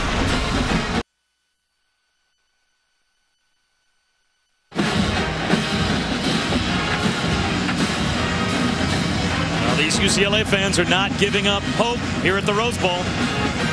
It's a road test weekend. Texas to this point passing the test, but it's still a 2-possession game. 35-20. The Longhorns on top of UCLA. Bob Shoes and Bob Davie and Samantha Steele here in Pasadena. And Mac Brown's team again surrenders a scoring drive to keep UCLA in it. Get the feeling in this game. Texas was with only 1 turnover. That was on the punt return. Muff punt return by Shipley. If UCLA can force a turnover, there's a lot of ball left in this game. So far, Texas offense, no turnovers with a lot of young players on that field. Goodwin from the goal line. Right into a pile at about the 20, and he's brought down at the 21. Let's take a look at our good hands play brought to you by Allstate. Now, to be clear, for the folks at Allstate, we're not saying that Sheldon Price had good hands here, because he didn't. We're crediting number 1, Mike Davis. After bad hands, there's some good hands. Followed by the trick play touchdown. And DJ Grant's had some good hands today. He's got 3 touchdown receptions. Mike Davis staying with that football on the 45-yard completion off the deflection, kept it alive, and now back to the offense for Texas. Trap handoff to Shipley. Breaks a tackle. Jackson Shipley's got a first down. I really like the way Brian Harson's calling this game for Texas. I mean, he is taking advantage of the skill he has. Not playing it too close to the vest. I mean, right now, UCLA trying to scratch back into this game. There's a temptation just to button it up if you're Texas and run it right at him. It's giving you a lot of different little wrinkles. Little bubble screen to Shipley, and he uses the stiff arm to pick up 2 yards. That was a great catch by Shipley right there. And a flag down. Sheldon Price drove him out, and the flag thrown on the sideline where Price made the stop. Is this for a little extra on the shove out of bounds? This could be a big penalty. Personal foul, face mask, number 22. 15-yard penalty, first down. Wow. Yeah, you've heard of momentum breakers. UCLA provides their own momentum breakers every time they have a chance to get anything going. So Sheldon Price, who couldn't come up with the interception on the last Texas possession, now commits a personal foul that puts the Horns in plus territory. You just can't have that. You're down 2 touchdowns. You cannot make that mistake. The toss to Malcolm Brown. He keeps fighting for yardage. That is one strong true freshman right there as he picks up close to 8. See why Texas fans so excited to get Malcolm Brown out there. He's one of those guys you'd love to see if it was the old days, carried about 35 times like Earl Campbell and just kind of wear you down. That's not the style of this team right now, but it's pretty exciting thinking about that prospect in the future. Gets better and better every week. He had 68 yards against BYU, 86 in the opener against Rice. Now he's over 90. As Cody Johnson comes up about 2 yards short of a first down. A big third down coming after we check in with Robert Flores. All right, Bob. Well, Robert, big third down and 2 here for Texas. They'll give it to Malcolm Brown. And Brown has the first down as Texas pounds their way to the UCLA 36-yard line. Alex Mascarenas tried to make the stop. 9 of 11 on third down in this game for the Longhorns. Boy, that is the way you win on the road. Yeah, you line up Cody Johnson at fullback at about 252 pounds. You have the big tailback at 220 pounds back there, and just run the off-tackle play. Something that's been missing at Texas is that physical run game. And now a new formation for the first time today. We see them go Wildcat. That's Fozzie Whitaker taking the direct snap. And there goes Whitaker. Touchdown. Second of the day for Fozzie Whitaker.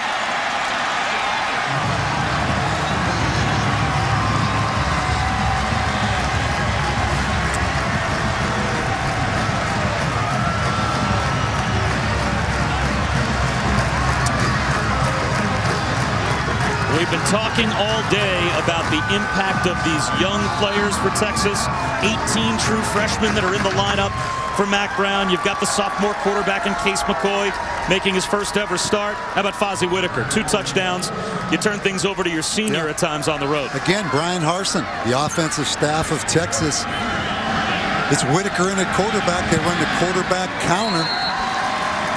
They have given UCLA a lot of different looks. Let's take a look at this play. Whitaker's at quarterback. You're going to get the motion across.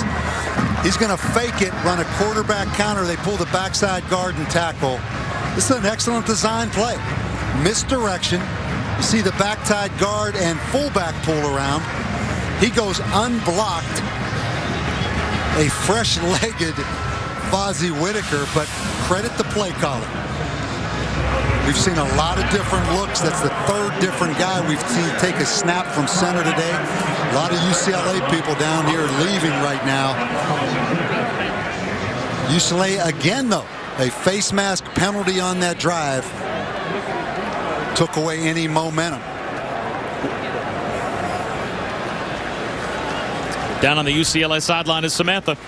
Two key injury updates for you guys on this UCLA team. Sean Scheller on the O-line injured his right arm. They took him into the locker room. Not looking good for him. And then Andrew Abbott saw the huge hit at the end of the first half. He has a mild head injury. He will not be back in this game. All right, Samantha, thanks very much. That was the personal foul that Goodwin took on the block on Andrew Abbott. But Texas continually getting answers. Here's a fair catch called for and made on the kickoff. A designed kick by Tucker to try and keep it away from Josh Smith, and it works. Road test weekend continues tonight. Deuce in big spots. Tonight, the biggest of big spots for E.J. Manuel as Brijo sets up, slings one to the sideline, and has a man. That's a first down to Nelson Rosario. But you think E.J. Manuel is set for this test tonight? I think that's what we're going to find out. I think you hit the nail on the head. Again, how do you project, if you're Florida State and Jimbo Fisher, how E.J. Manuel will respond? The advantage he has, he's been around that program for 3 years now. And he's played in some big games before. It's the first time he's really been the starter in a game of this magnitude. But, you know, we're going to find out if E.J. Manuel's for real. We'll find out if Florida State's deserving of that #5 national ranking. Two great games tonight. You have Miami and Ohio State on ESPN as well. Brijo with the pitch. And not much there for Anthony Barr. Kenny Vaccaro tripped him up after a gain of 2. It'll be second down and 8. Every time you have the feeling that UCLA can sneak back into this game, Texas offense has responded, in part to some mistakes by UCLA. No question the Bruins defense has had chances to make plays, but it's still 8 possessions and 6 touchdowns for Texas.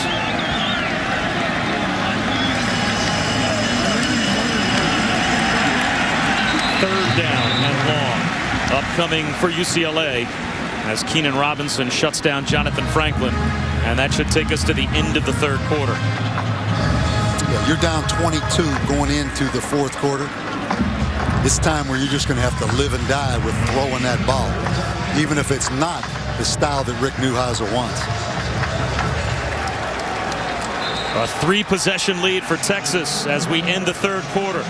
Rick Neuheisel's team, unfortunately for Bruin fans, they traded touchdowns with Texas in the third quarter. Not good enough, though. DJ Grant with 3 touchdowns today. Derek Coleman tried to answer. Then it was Fozzie Whitaker stretching the lead to 22 once again. The Horns in control.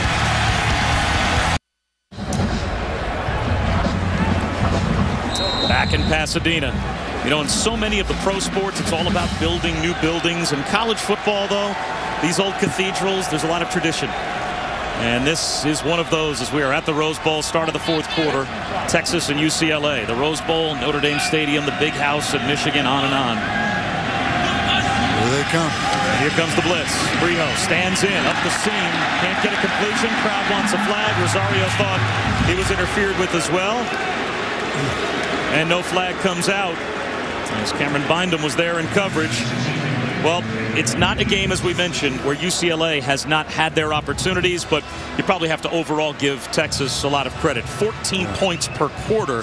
They've been very efficient. Yeah, and what jumps out at me, a great job by Texas offensive coaching staff of putting players in a position where they can do what they do best and be successful. You think of all the little different things Brian Harsin has done personnel-wise today. Jackson Shipley throwing a pass. Fozzie Whitaker at Wildcat quarterback. So many different things to take advantage of guys' skills. Just that close, UCLA, to keeping it out of the end zone, but they can't do it. It's a touchback, and it's September. Things are going to heat up in the city of Miami. Charlie's got 3 new Angels, and they're taking down the criminals who are above the law. From executive producer Drew Barrymore, ABC's Charlie's Angels, all new Thursdays this fall on ABC.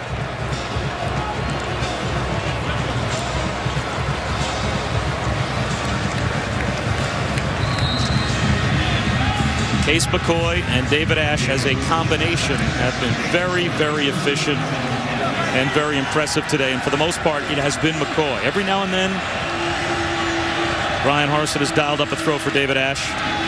Malcolm Brown, true freshman running back, also closing in on 100 yards. As we take a look at our Pacific Life game summary. And more than anything else, Coach, it probably is, with a very young offense for Texas, the efficiency of their execution. Yeah, I mean, we have to mention 0 turnovers on offense. Texas 1 turnover on a punt return, muff punt return by Shipley. 15 for 18 passing, 3 touchdowns, with 2 quarterbacks that have never started a game before. Brown again. Lost the football. Inside the 30-yard line. UCLA's got it. Dietrich Riley knocked it free. Well, a quick strike by UCLA here, and it would be early 4th quarter still, and it would be a 2-possession game. Yeah, and it's taken longer than I thought. But when you play those young freshmen, ball security is always an issue. But I give credit right there to UCLA. That was pretty good security by Malcolm Brown, positioning where he had that ball. That was just a great hit by Riley right there to knock that thing out. Rick Neuheisel said that Dietrich Riley has Troy Polamalu type skill, and that was a Troy Polamalu kind of play to come up and try and change momentum. And now UCLA needs to attack quickly. Yeah, let's see if UCLA goes play action right now, gets this thing up top to Rosario, the big tall receiver. There's the play action. Brijo wanted to go up top, nothing there, and now he runs for his life and goes down. Emmanuel Acho gets the sack. It's a loss of 1.5 yards. It'll be 2nd down and long. Yeah, big problem UCLA has, I think, speed at wide receiver. They have some big, tall, good-looking wide receivers, but not great acceleration down the field. Rosario, about 6'4", maybe the catch of the year so far in all of college football that first week against Houston. Straight shotgun this time for Brijo. Jordan James on the end around. Maybe 3 or 4 yards. It'll be 3rd down and long. Keenan Robinson is on the watch list for the Butkus, Bednarik, Nagurski, and Lombardi Awards. Track down Jordan James. Yeah, these 3 linebackers from Texas, Acho, Keenan Robinson, and then Jordan Hicks, the young sophomore. They are very talented at the linebacker position. Remember Sam Acho, Hicks, the #1 linebacker in all of high school football out of Ohio. Surprised a lot of people and came to Texas. They're a young, talented defense without any question. 3rd down and 9. 2-down territory, certainly for UCLA. Tipped ball, and it falls incomplete. 4th down and 9 as Blake Gideon, the senior leader of that Texas secondary, got the tip. He got a deflection earlier on the Adrian Phillips interception as well. Now it's 4th down, and UCLA is compelled to go for it.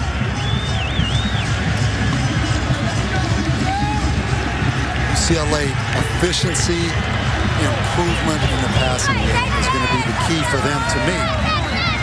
If offensively they can really be good this year. They can run it pretty good. Can they be efficient passing will be the question.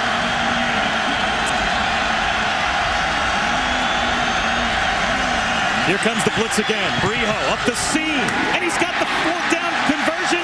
The catch is made. The ball jarred free. They're going to rule that, I believe, Foria with a completion and a fumble as Adrian Phillips knocked it free, and it's recovered by Texas. I'm not sure he had possession of that. They'll take another look at that. Fourier, the big tight end, 6'8" up the seam. Not sure he had possession of that long enough. You're going to see the big tight end right here. Texas in a 2-deep zone. He's going to split those safeties. That's very close. Now in the NFL, that is not a completion. College football. The previous play is under further review.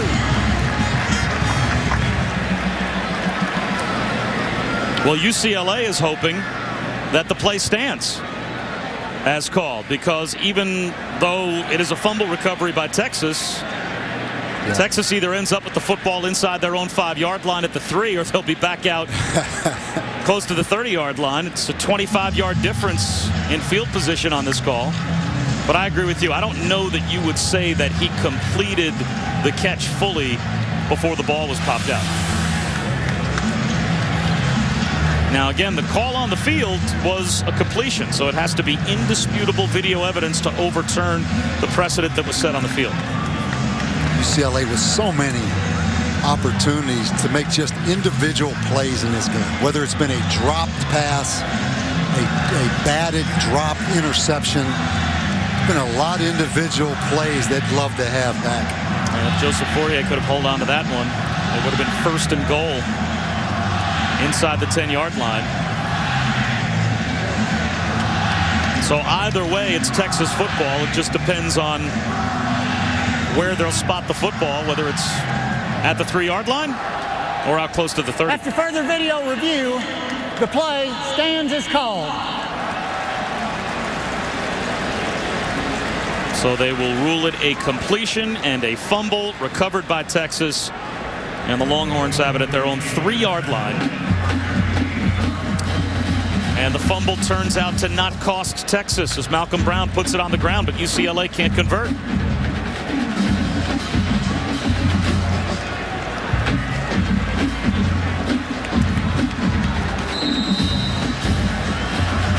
Now they've got the big tailback in there. Cody Johnson, 260-pounder back there.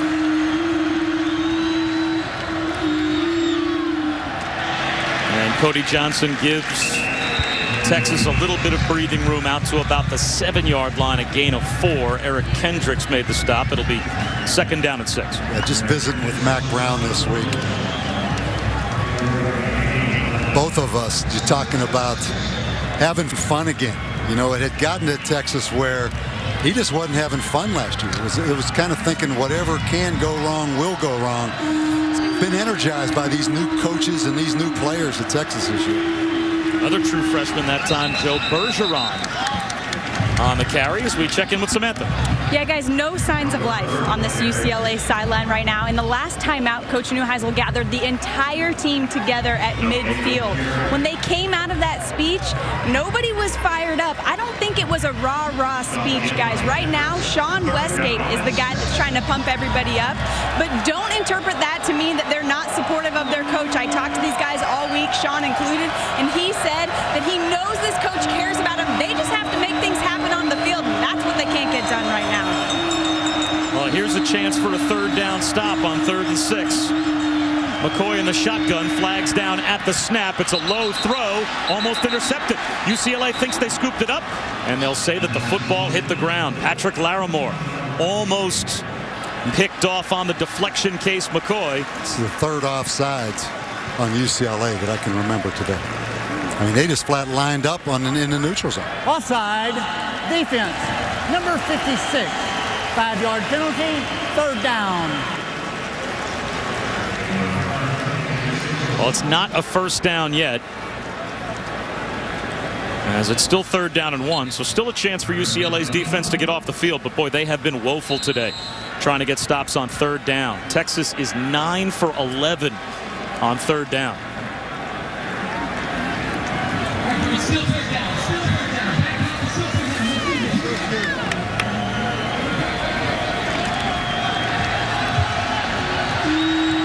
Go with Cody Johnson again at tailback. Cody Johnson this time looks to be short. And certainly by the spot that both officials look like they agree upon, he's short of the 1st down line to make. Donovan Carter and Cassius Marsh combine on the stop. And Cody Johnson is short. It'll be 4th down, and here comes the punting unit. Really hard to block punts against this rugby-style shield punt that Texas uses. UCLA with 2 returners back, because in rugby-style punts they usually spray that ball around and you don't want it to roll on the ground.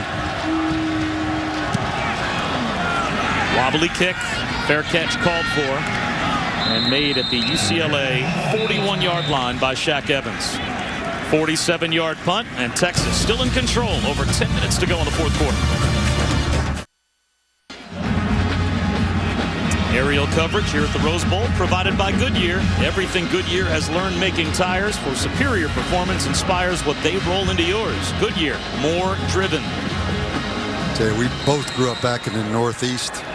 You look at this blimp shot, it reminds you back in November and December, back in those gray, cold days, watching that UCLA-USC game every year. Or the Rose Bowl itself, as Jonathan Franklin picks up maybe a half yard. That's Bob Davey. I'm Bob Wischusen. Samantha Steele with us here as well. And the story of this game developed early. Kevin Prince started 3 interceptions in the first quarter. Yeah, just really a poor performance by Kevin Prince.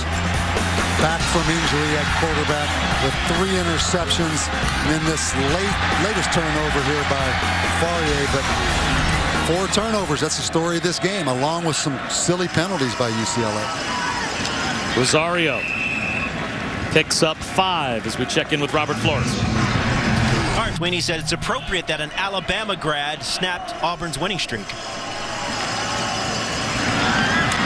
That's a fair point. Coming up short of the first down is Ricky Marbre. Keenan Robinson on the stop. So again, UCLA in a position where they have to go for it on 4th down and about 1.5 yards. And a good decision, obviously, to go hurry up right here. They'll try and run for it. Franklin tripped up. He might be short.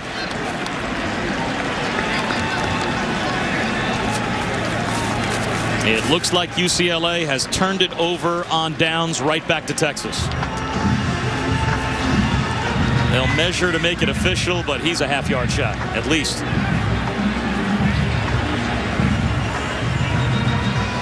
Manny Diaz's defense is a fun group to watch. Yeah, it really ties in well with this entire team right now, because offensively, they're the same way. And there's the turnover on downs, making it official.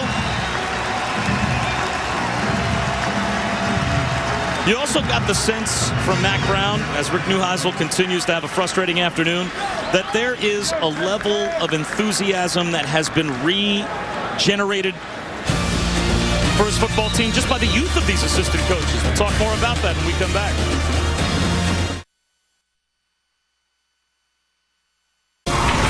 ESPN's College Football on ABC, brought to you by Buffalo Wild Wings, Wings, Beer, Sports, and Nissan, proud partner of the Heisman Trophy.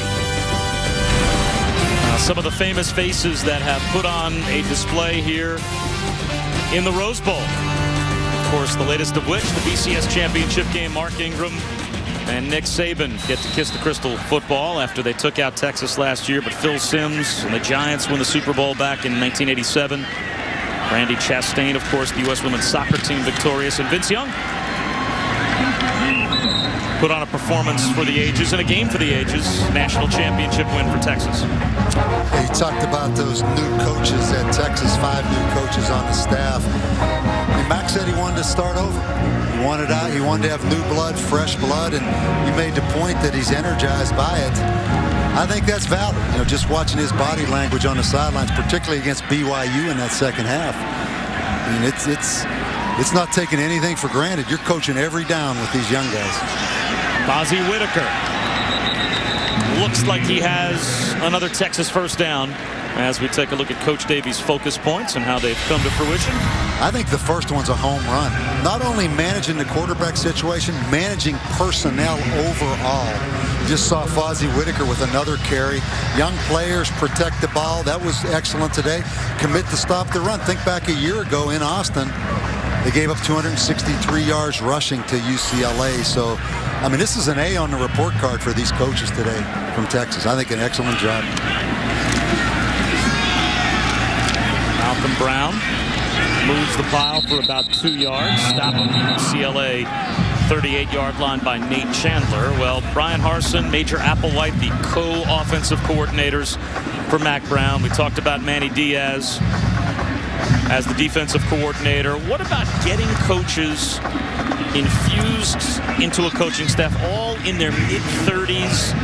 I mean, it's just maybe a different mindset, a different way to approach the game. Young minds that have kind of reinvigorated Mack Brown. Yeah, Mack said they don't have the scars on them like the older coaches. They haven't been beat up as much. You know. Fozzie Whitaker for about a pair. But I think, you know, what a great opportunity. I mean, you're Manny Diaz at such a young age, what, 34 years old. You're the defensive coordinator at the University of Texas.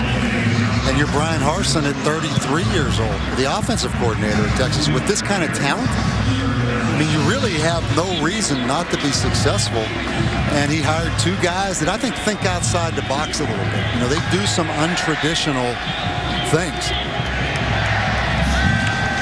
Direct snap to Jackson Shipley and a little counter handoff. That looks Boise State-ish as DJ Monroe gets bumped out of bounds, maybe 2 yards shy of the first down. It'll set up 4th down and 2 for Texas. Yeah, I mean, obviously, you just go for it right there.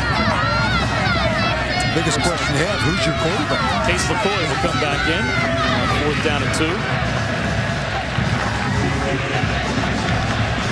I guess the question would be, moving forward, if Texas falls behind in a game, are they capable to throw it well enough to win? And who is that quarterback to throw it? Do you bring Gilbert back in if you fall behind and try to throw it with him? McCoy will throw forward on 4th and 2 here. Wow. Buys some extra time, and he finds Shipley.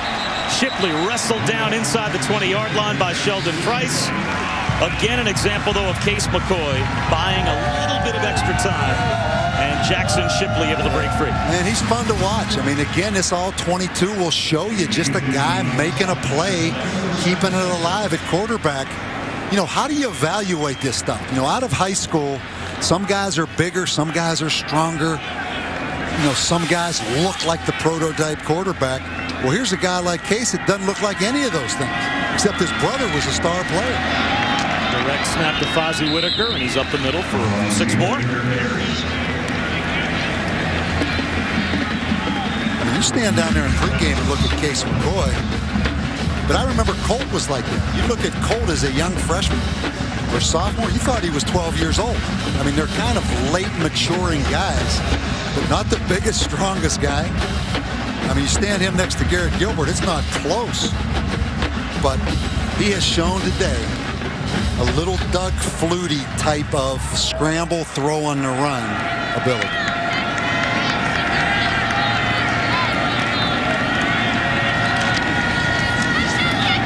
Malcolm Brown to about the 10-yard line, while the quarterbacks have combined for 16 of 19 passing today for Texas. And you know what, Coach? If it was all about what you looked like getting off the bus, then Drew Brees wouldn't be going to the Hall of Fame, and Jeff George would be. You're right. You know, so obviously there's a lot more, and you know this better than anyone, about what goes into playing the position, other than, you know, your 40 time, how hard you could throw it, and how big you are. Yeah, and then some guys do it in the game. Don't necessarily turn you on in practice that much. There's some great players who never got their opportunity because they weren't very good practice players. 3rd down and 2. Malcolm Brown again. It's very close to another Texas 1st down. Maybe a half-yard shy. It'll be 4th down, and no doubt Texas will probably go for it again. Texas on the road the next 2 weeks. I thought it was interesting, Mack coming out here with all these young freshmen on their first trip. You know, a lot of kids in Texas, particularly at the University of Texas, they commit to Texas early. Some of these kids, it's their first flight ever coming out here. He assigned an older player, kind of a big brother, to each freshman to kind of guide them through what it's like to be on these trips. 4th down and a yard. Play clock down to 2, down to 1, and Texas has to spend a timeout. So we will step aside as well. The Longhorns, very impressive today. A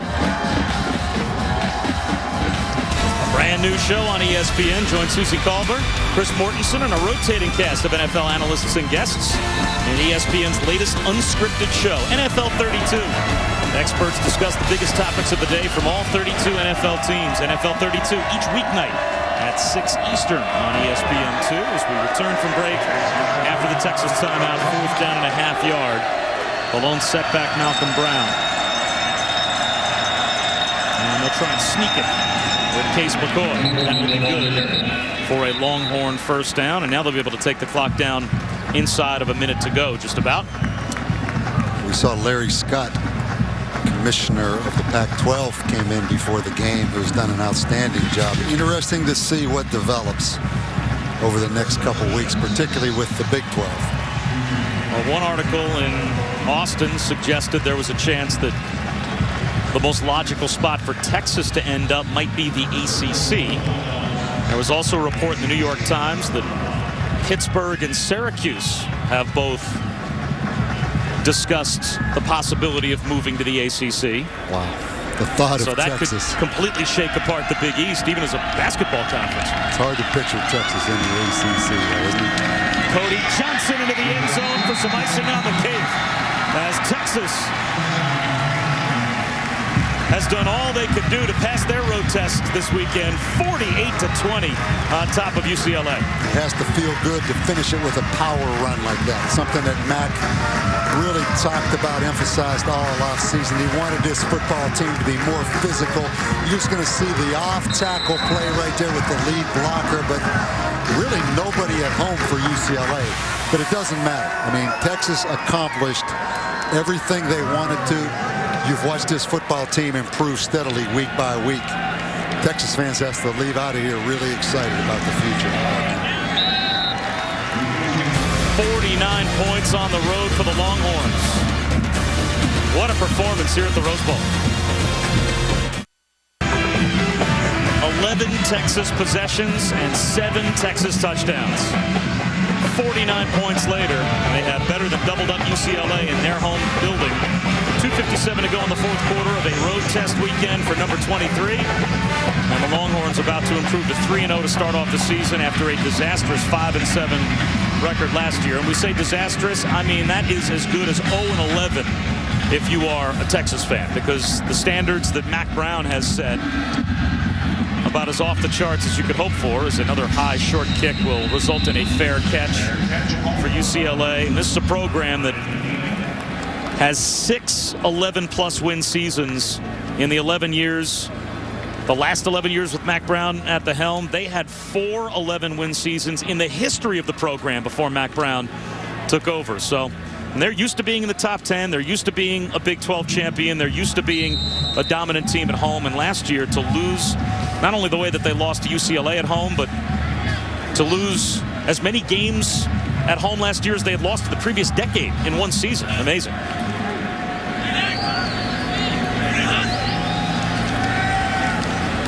Brijo floats one, and it's dropped by Fourier. UCLA's focus points today for Coach Davey, and obviously you can tell on the scoreboard they fell short. Yeah, I think the first one, you can see right there, a lot of drop passes, not real efficient in the passing game. They had to stay in running down situations. Look at 3rd and 4 or less, they averaged 6.7 on 3rd down. Improved passing game, 3 interceptions, first 4 drives, several drop passes, didn't accomplish that. Stop the run, I don't think they did that. So Texas with 248 yards rushing and 3 touchdowns. But you look at Texas going forward again. You know, they're in a league with Texas A&M, who's going to score a lot of points. Oklahoma State's going to score a lot of points. Oklahoma's going to score a lot of points. Texas defense really is going to have to play outstanding as this offense continues to develop, because I'm not sure they're ready to put 49 points on the Oklahoma States and those teams. But they're in a conference that is really explosive. Some great passing teams in the Big 12. 3rd down and 10. Brijo to Rosario. He can't haul it in. It'll be 4th and 10 after we check in with Robert Flores. All right, Robert, thanks very much. As South Carolina is getting a taste of what has to be about as big a pain in the neck team as there is to play in college football. Took the words out of my mouth. Nobody wants to see Navy come to town. Locke's punt rolls all the way down inside the 5-yard line. Locke has to be our MVP for UCLA. 49, 51-yard field goal. He's not even the starting kicker. And will be an NFL punter. His career is over 44-yard average here at UCLA. So Texas with the ball at their own 5-yard line, and that actually brings them right in front of the burnt orange traveling contingent, because the majority of Texas fans are sitting right in the end zone behind where the Texas offense lines up. That's about the only group left inside the Rose Bowl, so they'll have a chance to kind of celebrate with their team right on the doorstep here.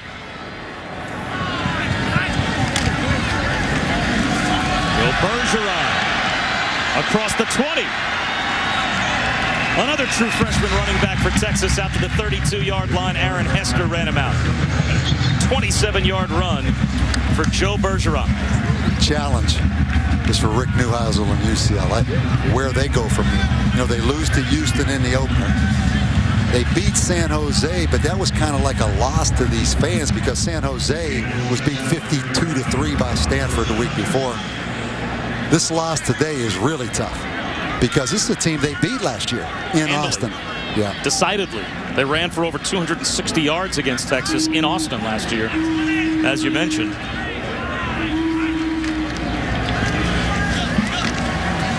Again, it's Bergeron, and he picks up about 3. And, you know, the numbers, unfortunately for Rick Neuheisel now in his 4th year, are starting to pile up in the wrong direction. He will now be, assuming Texas finishes this season as an above 500 team. They're 2-19 in their last 21 games against teams that ultimately at the end of their seasons were 500 or above. And this will also drop UCLA to 3-9 under Rick Neuheisel against ranked teams.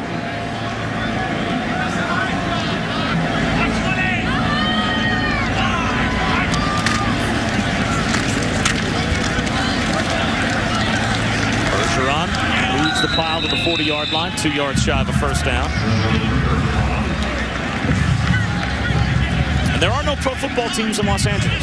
The college football teams are the football teams. So when you start to talk about job security and being on the hot seat, the things that normally you're talking about with NFL coaches, I mean, in the #2 media market in the country, which Los Angeles is, you talk about the college coaches that way. Yeah, exactly. And, you know, Rick came in with such high expectations. You know, the billboards about overtaking USC, it was UCLA's time, all those kind of things, and they just haven't been able to capitalize on the misfortunes at USC with the probation. And now with new teams coming into the Pac-10, they need some momentum. You know, you look at the Colorados and Utahs coming in. It's kind of an exciting time in the Pac-10, but nobody talking about UCLA. So a frustrating afternoon for Rick Neuheisel's team, but a very efficient performance by Case McCoy and the Longhorns. It's a road test weekend.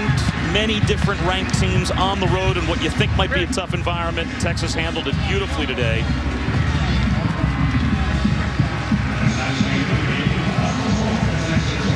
You know, Mac Brown has a way of making you feel good. Really? Even when you couldn't feel more lousy, he is just about as wonderful a representative as we have in college sports. And his team represented themselves beautifully today. A 49-20 win.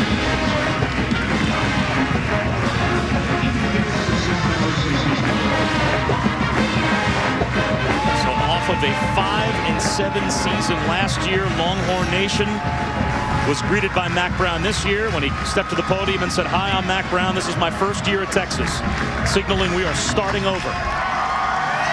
Well, he certainly seems to have the Longhorns back where the Longhorns are used to being, and that is inside the top 25 and looking very much like a factor.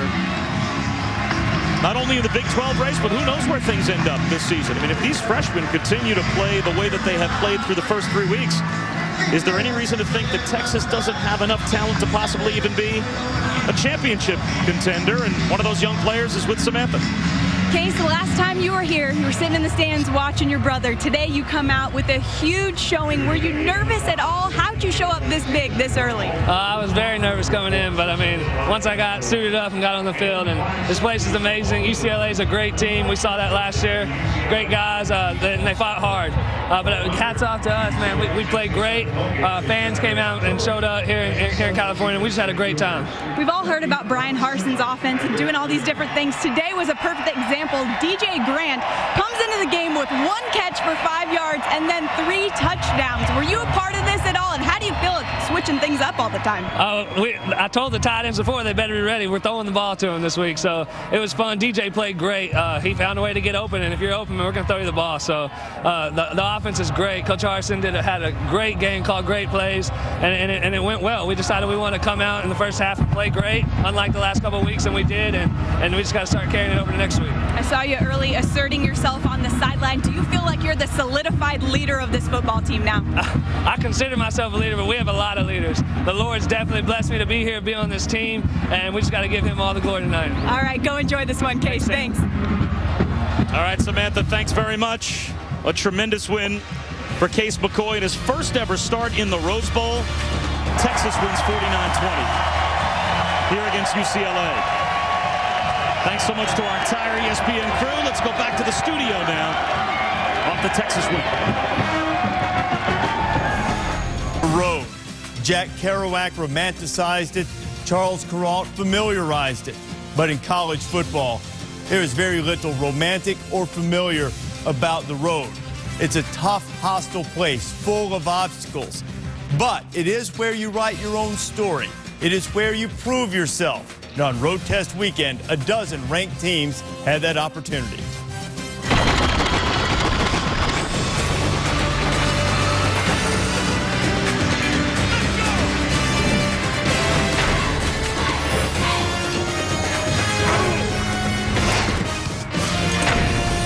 College Football Final is presented by AT&T.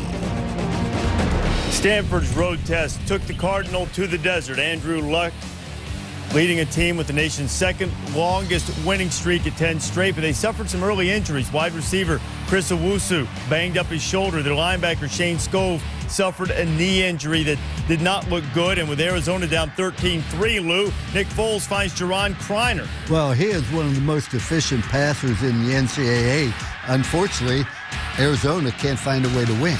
Now, Foles completed his first 17 passes, but in the third quarter, Luck would take over. Nobody uses the tight end like Stanford. Zach Ertz, there's one of them.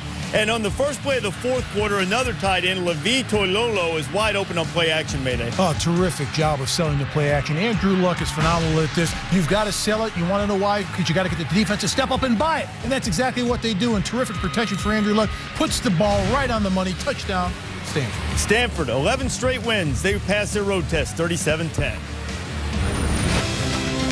A road test weekend, and what a weekend it was. College Football Final presented by AT&T's rolling. You know the Hall of Famers, Lou Holtz and Mark May. I am merely Reese Davis. Florida State has been merely Florida State for the better part of the last decade. E.J. Manuel said this week, everybody's been looking for the one game that shows Florida State's back, and they're pointing to the Oklahoma game. Sooners put a beat down on FSU last year, beat them by 30. They opened that game with a 14-play, 80-yard drive for a touch. This time a 15-play, 80-yard drive with Landry Jones finishing it. Seminoles will hang in there. 7-3, E.J. Manuel to Kenny Shaw, who took a big hit between two defenders. Just brutal hit high, and the flags came down, and rightfully so. Shaw was motionless on the ground, but movement in all of his extremities, and in fact returned from the hospital and came to the sideline late in the game. 2 plays later, Manuel would be picked off, Mayday. And good defense right here. If you get your hands up, it's a great thing if you can't get to the quarterback, and that's exactly what happened on defense. When you're pass rushing the quarterback, put those paws up if you can't get close. Oklahoma now has it leading by 4. Landry Jones, how about Kenny Stills coming back from a one-game suspension, Lou? Oh, just great concentration on this. That would lead to a Sooners field goal. You know, Jay Norvell, the offensive assistant for Oklahoma, said of the suspension Stills had to serve for an offseason DUI. He owes us a week. Let me tell you, he delivers. You'll see more later. Manuel with scramble, picks up a first down, hit hard by Travis Lewis, who really wasn't expected to play, though he had tweeted earlier this week that he might play. Came back from that broken toe. And you see that Manuel's still in pain afterwards. He would go to the locker room. That left it in the hands of redshirt freshman Clint Trickett. And Clint was unfazed. What a catch by Jared Higgins, Lou. Oh, this was a tremendous effort. This was a great football game. Some of the greatest individual plays you're going to find in the course of a season. In the fourth quarter, 13-6, Sooners clinging in this defensive struggle. Landry Jones down the middle, and he missed Stills trying to get it to him. Sooners forced to punt. But on the ensuing possession, Mayday, what do you got in the playbook with a redshirt freshman at quarterback on 3rd and 28? I just throw it in between 3 or 4 defenders right there and have a tremendous catch by Rashad Green. Hauls it in, 56 yards for the score. What a play for the Seminoles. Rashad Green grabbing it, and when he did, nothing but green grass and opportunity. So they needed 28. They got 56. It gave them 7 points and tied the game at 13. And by the way, Clint Trickett is Rick Trickett's son, the offensive line coach. Sooners displeased with that turn of events. But on the next possession, 8 plays, 83 yards, capping it by guess who? Kenny Stills. For some reason, Greg Reed hesitated just a moment. Lou, what happened to him? Well, he runs a double cut here. Notice how he slows down. It's a triple stretch pattern and just doesn't cover it as well as it has to be. But it's a great throw and it's a great catch. 20-13 on 2nd and 13. Now Trickett would have his pass tipped and picked off by Javon Harris, who had 2 interceptions on the game. Sooners win at 23-13. Here's a Heisman candidate. I think we learned we can win ugly. You know, we come out here, we didn't do real much in the first half, and then when we needed it, they scored a touchdown. We came immediately back and scored another touchdown. Kenny made a huge play down there on the end zone on that touchdown throw. You know, our guys just kept fighting, and we did a great job of just staying upbeat. Regardless of what the other offense did, we're going to come back and play our ball. All of a sudden, the crowd's on you. They tie it up, and boom, we come back with 2 huge offense with the big drive. Defense gets the turnover, and we beat up the clock and get a field goal. So, I'm really proud of them. Our kids really answered the bell when they had to. Well, it was a far different game from a year ago when Oklahoma pretty much toyed with Florida State. But the Sooners, they came in. This is a different-looking Oklahoma defense right now, particularly. Oh, I was really impressed with this Oklahoma football team. I apologize to Coach Stoop, Oklahoma team, and all the fans. They're a physical football team. They play the game the way it's meant to be played. I think it's one of the better Oklahoma teams I've seen, particularly on defense. Some great hitting here, great individual plays. Now, we knew Oklahoma was talented. You have a linebacker named Travis Lewis. He has a broken toe, I think it is. He didn't go play for 6 weeks. He had 109 tackles last year. He shows up, he plays in the football game. And boy, they just time after time, just great hitting, great football. It was a pleasure to watch. And Oklahoma is by far the best team in the country right now. Well, this is a very physical football game. It's one of the most physical games that I've seen for both football teams, not just the Oklahoma Sooners, but also the Florida State Seminoles. They came in with a burr on their shoulder that they wanted to show America that they could stand up and play with the big boys. Well, in this game, you got nothing but an old-fashioned bare-knuckle brawl. These teams won at it from play one, and if you look at Oklahoma, they were tested many times in this football game, but the sign of the #1 team in the nation. Defending that status as #1, they found ways to win. And right here, Landry Jones to Kenny Stills, big play in the fourth quarter. They found a way to win. And that's a sign of a true champion. If you get tested like that, if you're taken deep into the well and you respond and you find a way to win, that shows me something from Oklahoma that this is the #1 team in the nation. You know, Oklahoma absolutely shut down Florida State's rushing attack, except for those couple of great catches off the passes from Clint Trickett. They really didn't have any big plays in the passing game either. Oklahoma's gotten a lot of attention for the offensive attack, but the defense stepped up in Tallahassee and able to win this one. This is the most emotional Oklahoma team I've seen. Did you notice how the defensive players responded once the game got tied? They responded in very good fashion. Emotionally. Yeah, they were aggravated when they gave up that touchdown to Green. Now, Oklahoma gets road wins in top 5 matchups, and you see there's 6-6 in all-time such matchups. That's what you would expect pretty much because you're playing great teams. Oklahoma's been #1 100 times in the AP poll, and you got to think they're going to stay there for number 101 coming up next week. For the team who finished #1 last year, the Auburn Tigers, 17 consecutive victories, 10 of them by 8 points or fewer. That's one possession. One of those victories coming in overtime last year against Clemson. Clemson touching Howard's Rock, ready to go. Gene Chizik seeing Barrett Trotter get his team started, already up 7-0. On a 4th down play, he finds Emory Blake. Oh, just a great throw there, but that's what you expect from Auburn. Auburn jumped up 21-7. Taj Boyd to Dwayne Allen for the touchdown. Now remember last year Clemson went up 17-0 on Auburn. Auburn rallied. That was a tremendous grab. Allen's able to get his foot down in bounds. Clemson came back to tie it, and then it was the Sammy Watkins show. The sensational freshman receiver explodes through the Tigers secondary and goes 65 yards. What about this jet here, Mark?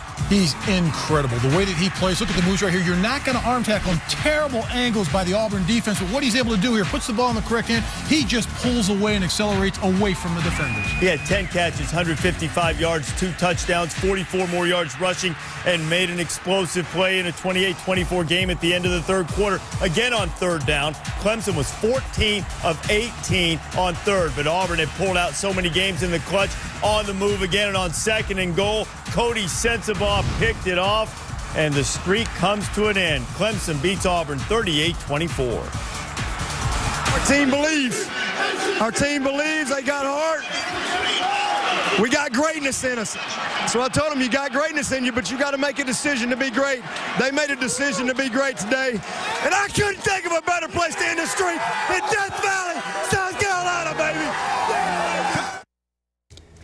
I would say maybe that was a cathartic experience for Dabo, getting the huge win and stopping the streak.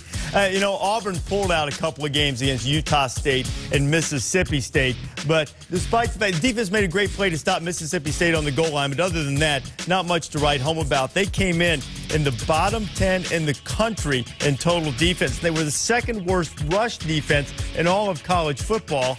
They gave up 624 yards. I know they're young, ouch, but their schedule's going to get tougher. South Carolina's coming up, Florida, LSU. Not going to be easy for the reigning champions. Still to come on College Football Final. The Miami Vice, the Vice for Ohio State was the forward pass. We'll tell you why. And who's better than we thought, who's worse than we thought. I'll give you a guess at who's going to pick somebody that's worse than he thought. We've got somebody who'll take you on a trip to Negative Town around here every now and then. I'm talking about me, Mark. And Sparty has a road test. Would it be a roadblock? Would Notre Dame finally hold on to the ball long enough to actually win a game? College Football Final is presented by AT&T. Rethink possible. NASCAR chase for the championship. The first race, the Geico 400 at Chicago. Leading the way, Kyle Busch and Kevin Harvick. Jimmy Johnson, 5-time champion, is 9 points behind. Coverage starts at 1 o'clock Eastern Time.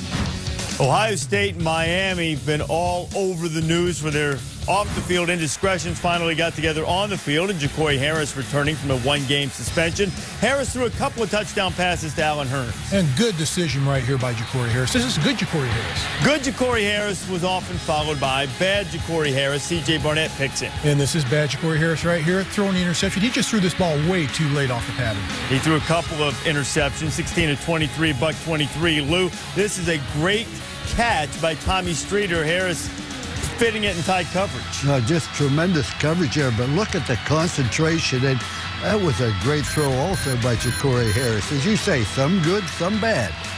Streeter with a great grab. Ohio State had 35 yards passing. Braxton Miller and Joe Bauserman both played. The freshman Miller coughing it up. Mike Williams recovers. Miami 24-6 over the Buckeyes, who were anemic on offense. That was not the problem for West Virginia. Ohio State might have flunked the road test. West Virginia looked as if they were going to pass in the snake pit of Byrd Stadium with flying colors. Smith to Stedman Bailey. Found Bailey 8 times for more than 100 yards on the day. It was 34-10. But David Meggett, here he comes going for the pylon loop. Oh, just a great job. We saw him in person last week against Miami. A very talented individual as a running back. West Virginia still had a big lead. Smith's pass is bobbled, and Dexter McDougal is going to come up with it off the deflection and get both feet down. Oh, that's terrific athleticism and concentration on the football.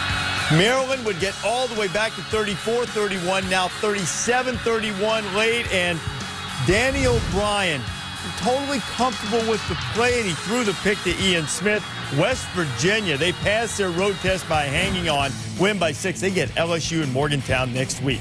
Washington and Nebraska, third time they've met in a year. Regular season and bowl meeting last year, the two teams split. Washington trailing 17-14, and Jared Crick cracks Keith Price. How about this lick, Coach? Oh, this is... That'll clear your sinuses. That's called football. Third quarter, Nebraska. Take a look at the clock. 10:22 to go. Nebraska up by 3. Rex Burkhead gets in for the touchdown. So after you kick the extra point, well, then it's customary. In fact, by rule, you have to kick off. And Washington really, really wishes they hadn't had to receive that kickoff. You could probably find a worse way to handle a kickoff, but I can't really think of it at the moment. The first rule in a return game is catch the ball first. That play absolutely turned the game. A mere 9 seconds later, Burkhead, that's two pretty quick touchdowns. 20 carries, 120 yards. Now, the Blackshirts did give up 38 to Washington, but the Huskers remain undefeated, 51-38. Texas, another road test. They're going to UCLA. Case McCoy, Colt's little brother, getting his first career start. David Ash also played. Garrett Gilbert got fired last week. Second pass of Case McCoy's first start goes for a touchdown. Who does that remind you of, Mayday? It reminds us of his older brother. Exact same thing happened. Second pass, first start, touchdown. DJ Grant had 3 touchdowns on the day. Now, McCoy, you love a mobile quarterback, Luke. Oh, I definitely think so. Remember, Colt McCoy was mobile. So was the young man before him. Yeah, Vince Young was a little mobile. He was indeed. Case McCoy throws it downfield, makes the completion, threw a couple of touchdown passes. And how about Jackson Shipley, another little brother, Jordan's little brother, throws a touchdown pass to Grant again, 49-20. Texas looked more like Texas. They passed their road test, so UCLA's not very good. Arizona State taking on the Fighting Zookers. Old Brock Osweiler, all 6'8" of them going up the middle, Lou. No, just a good run here. I was really impressed with Arizona State. I thought that they might win the Pac-10, and they still might. But they made too many mistakes at crucial times. It's been customary for them. Nathan Shieldhouse, A.J. Jenkins, and Illinois. They win it 17-14 after Arizona's thrilling victory against Missouri a little over a week ago. They lose on the road against Illinois and flunk their road test. Okay, we've looked at teams now for 3 weeks. Who do you think's better than we thought they were? The team that's better than I thought they were is West Virginia. And the reason I say that, they're so explosive. Dana Holgorsen, the new coach there, said this is the best group of receivers he's ever had. And I am very impressed with Geno Smith. He has a quick release, etc. Now, the question is, can the cornerbacks hold up for West Virginia? If the cornerbacks can hold up in that 3-5-3, they have a chance against LSU. I know everybody's going to say they don't have a chance. Trust me, hard to match up with those 5 talented receivers that West Virginia has, plus the good quarterback. I was afraid you were burying the lead there. You don't think they just have a chance. You think they've got a really good shot. You think they're going to give LSU absolutely. a lot of trouble. I think they're going to give them an awful lot of trouble. And I'm not concerned about their ability to move the football. And I have the greatest respect for LSU's defense and John Chavis. Make no mistake about it. But this is a very talented West Virginia football team. You know what Dana Holgorsen's saying right now? Why is he stirring up all of those defensive linemen, and LSU's going to run at poor Geno Smith next Saturday night? A responsible opposing view. Who you've looked for a few weeks now. Who's worse than we thought they were? The Ohio State Buckeyes. How can they be worse than you thought they were? Well, because America, the reason why they're worse than I thought they were is because they stumbled last week against Toledo. They won by just 5 points at home in the Horseshoe. And how about this? Miami is not that good of a football team, in my opinion, and they go down to Miami and lay an egg, particularly on the offensive side of the ball. When you pass for 35 yards in a football game, that is embarrassing. This isn't Woody Hayes and 3 yards in a cloud of dust. This is the Ohio State Buckeyes, 200 in total yards offense against Miami. That's embarrassing for this team. I don't care who the head coach is. The way that they recruit, the way that they play, it's an embarrassment. Ohio State wasn't 3 yards in a cloud of dust under Woody. They were 5 yards in a cloud of dust. You just like to make that clear, since you at one time spent a little time on Coach Hayes' staff there. They were in reverse and got dusted up by Miami tonight as Miami rolls past Ohio State. Still to come in college football final. We'll go to the highlight lounge and check out Tennessee and Florida and what's made old Boone Muschamp's team suddenly perhaps the leading contender in the SEC East. And more from Oklahoma, Florida State. We will hear from Big Game Bob as the Sooners came through in a big game. 15 SEC championship games, and either Tennessee or Florida have played in 15 of them. Sort of hard to imagine, both the Volunteers and Gators undefeated, but somehow they've flown under the radar a little bit, but perhaps regaining a little prominence, guys, because we bring them into the highlight lounge. Gators and Volunteers. Gators have won 6 straight in this series, but, you know, for the Vols, their task already tough in the swamp got even tougher when their standout sophomore receiver Justin Hunter got hurt in the first quarter and did not return. Chris Rainey has a knack, Lou, for blocking punts, 5th of his career. Well, he just has such great quickness, and he beat the searchlighter in there and hit the punt as beautiful as you could want it done. Led to a Florida field goal, 13-0. Now, late in the first half, Florida up 16-0, and a couple of pass interference calls against the Gators.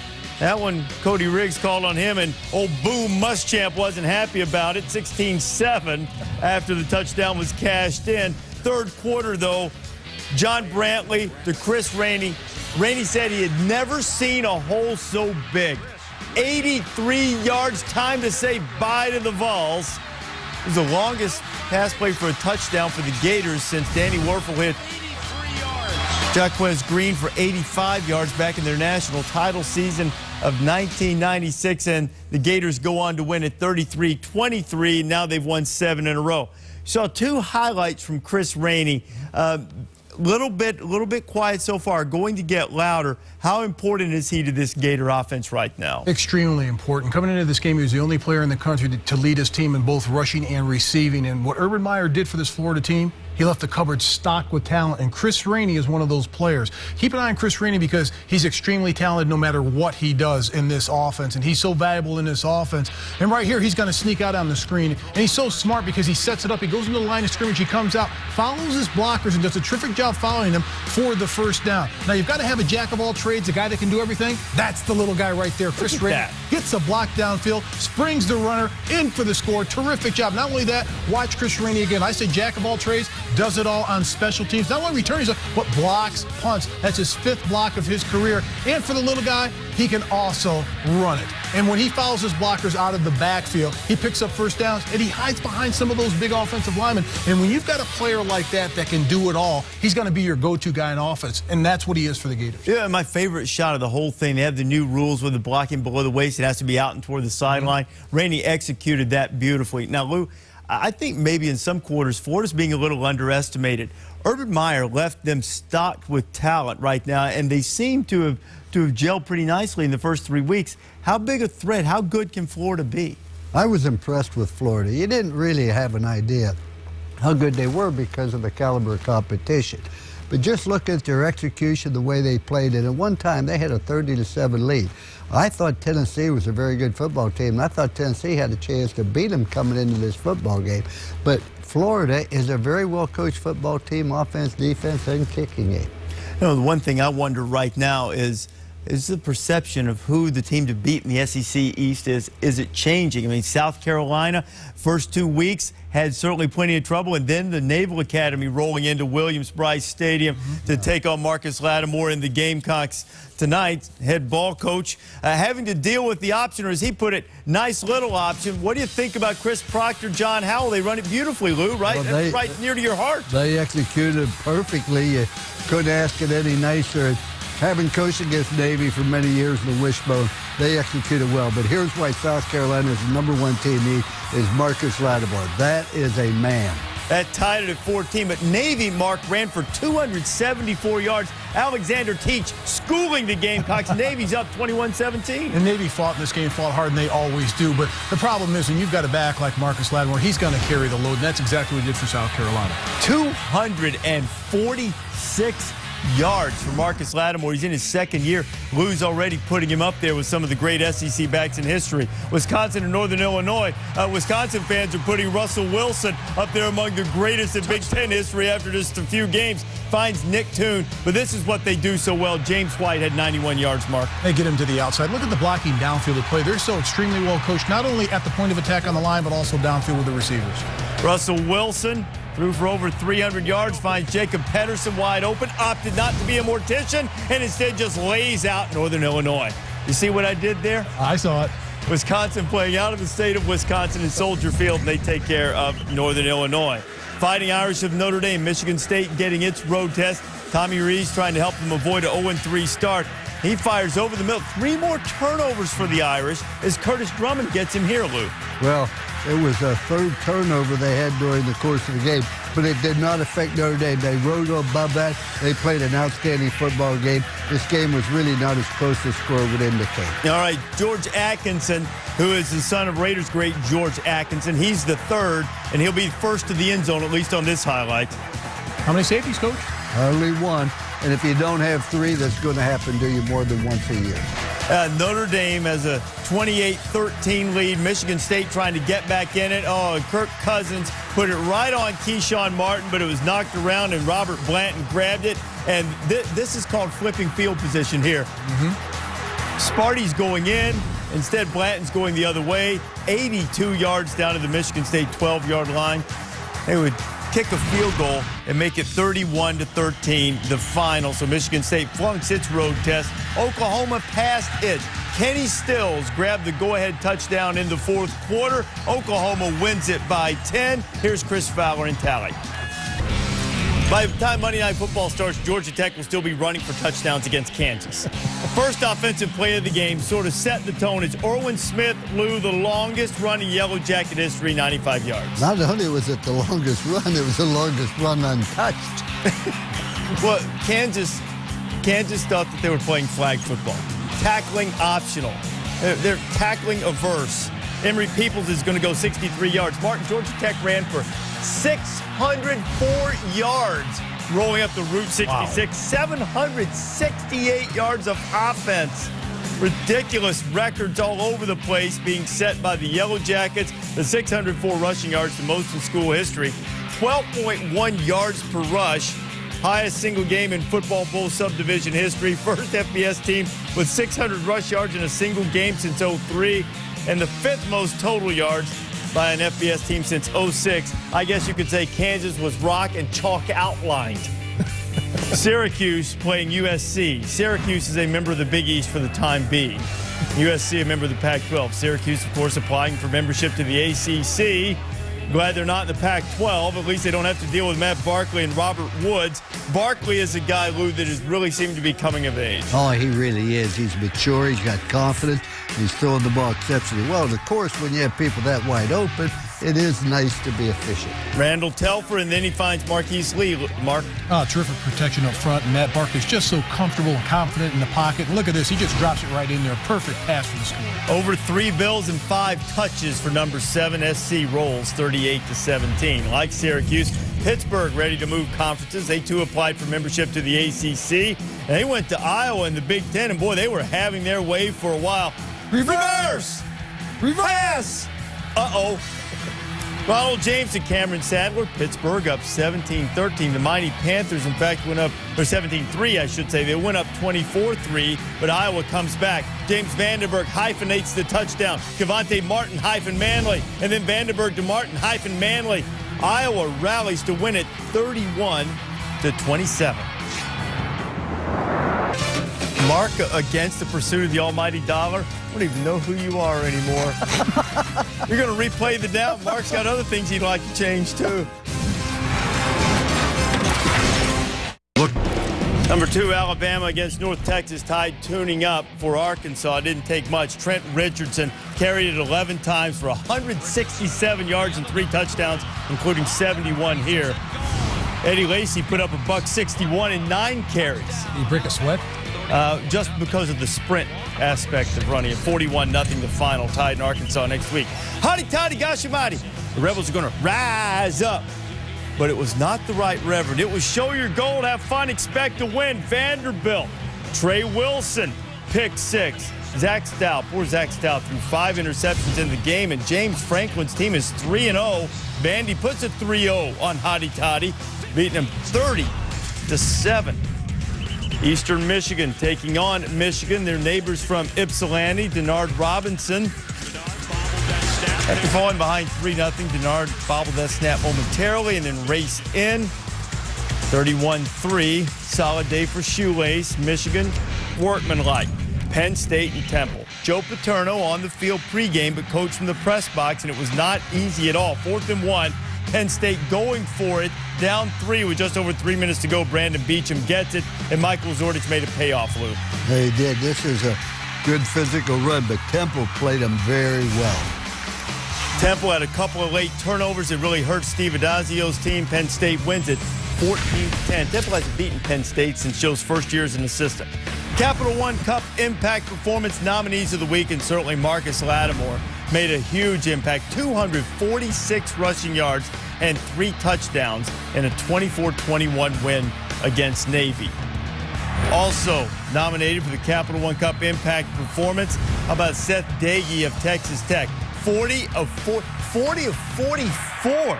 I think that's a completion percentage record for those who've had at least 40 completions in a game. 401 yards. Raiders all over New Mexico.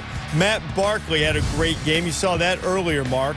Well, spectacular the entire game. He's executing magnificently on his passes. Short, medium, long, getting it done. 324 yards, 5 scores, 38-17. Trojans rolled, and Chris Rainey was brilliant. He's the only player in the country, as Mark mentioned earlier, to lead his team in rushing yards and receiving yards. Went over 100 in both categories and blocked the 5th punt of his career as Florida beat Tennessee by 10. So here are the nominees for the Capital One Cup Impact Performance of the Week. Marcus Lattimore, Seth Dagey, Matt Barkley, and Chris Rainey. You can log on to ESPN.com/Capital One Cup to cast your vote. Make sure that your voice is heard. The Capital One Cup Impact Performance of the Week. It is time now to replay the down, something we wish we had a do-over on. I'm picking UCLA and the Bruins. Rick Neuheisel, they defeated this team last year because they're more physical at the point of attack. They outrushed Texas last year. They'll outrush Texas this year. And the reason why Franklin has over 200 yards rushing. And how about this? His backup, Derek Coleman. He's got over 150 yards rushing, and he's averaging 7.2 yards per carry. They beat him on the road last year. They're playing him at home this year. I'm going with UCLA in the upset. They win this game. Well, if you could replay the down, how would you, Mark? Well, the first thing I'd do is I'd call Larry Scott, the Pac-12 commissioner, and ask him if he could trade UCLA to the Mountain West for Boise State. Wow. I tell you, this should become a weekly Mark May event. Wait, it has, and you know why it has? Because you won't let us do anything. No, I'm not wrong. Selective memory. I picked Texas. What, on that one game, it's not as if everything you said all week was right. This is how we highlight Mark each week. I'm willing to stick my neck out on a long shot. If I'm wrong, I will. If I'm wrong, I'll do it too. But if I'm wrong, I'm not going to admit I'm wrong when I'm right. No, you won't, because you haven't yet. We've done this 3 times. You haven't found one thing in 3 weeks you can replay the down on? I'm thinking. Notre Dame week 1, Notre Dame week 2. No. Okay. All right. You know, throughout the day, we encourage you to get involved with the show on Twitter. All 3 of us are on there. Dr. Lou, he's busy tweeting, giving some advice. And here's what some of the people have said. At Uncle Tuck, I think the Longhorns are getting their swagger back. Zach Roth perhaps takes a more measured approach. He said, are the Longhorns better than we thought?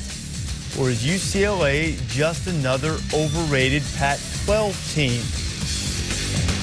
From Roth the Frugal and at RP Smooth. Dr. Lou, do you follow RP Smooth?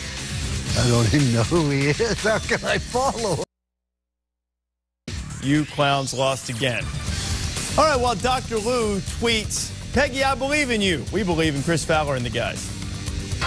On road test weekend, the #1 ranked Sooners pass a road test here in Tallahassee. 10 points late after the Noles had finally clawed back to tie the game at 13. But David, Landry Jones made 2 big throws, a 3rd and 12 to Broyles and the touchdown to Stills. Yeah, and he definitely looks sluggish. And we talk about this offense going on the road, and we have challenges that present itself. And I tell you what, I liked a couple things about Oklahoma. They ran the ball effectively. They had a few turnovers early.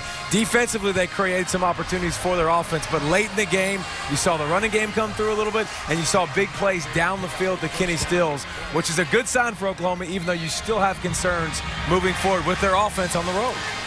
One thing to me is very clear. You're ranked number 1. Yeah. You're on the road. Second game of the year. 13-13. It's gut check time. And I think the experience really came through for Landry Jones. That third down, left side was crashing down on him. He felt it, but he stayed in there and made the play of the game by far to Broyles, which eventually set up the winning touchdown when he got it downfield to Stills. But Landry Jones maybe wasn't typical Oklahoma offense, but they found a way to win, and that's huge when you rank number 1. In the Swamp, the Gators showed speed on offense, and when they weren't committing pass interference penalties, they were getting after Tyler Bray. They beat Tennessee for a 7th straight year. Yeah, I mean, and right away you could tell that the speed was just too much. I mean, it looked like a 4x1 relay race. Watching Jeff Demps and Chris Rainey.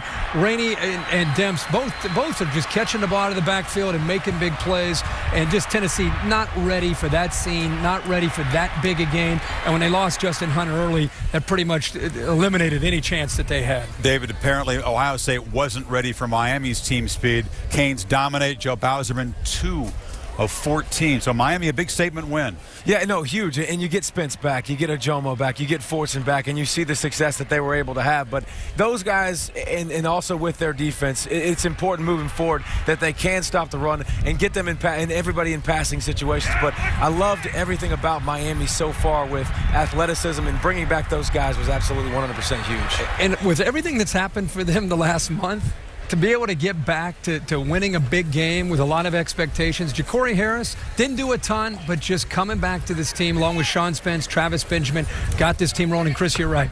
Ohio State's offense right now, anemic. Jordan Hall was going to help. They've been conservative in the past, and now they're anemic. What about Braxton Miller moving forward, too? Braxton Miller, you don't know. He got a chance, but he turned the football over, it seemed like, more often than anything else. But anemic is Clemson's offense. They have speed. They have playmakers. Finally, Auburn streak ends. The Tigers look dangerous. Florida State goes in there next. I mean, the true freshman, Sammy Watkins, is legit. Big-time playmaker. Florida State comes in next. But I was really impressed with Taj Boyd and his command of this offense.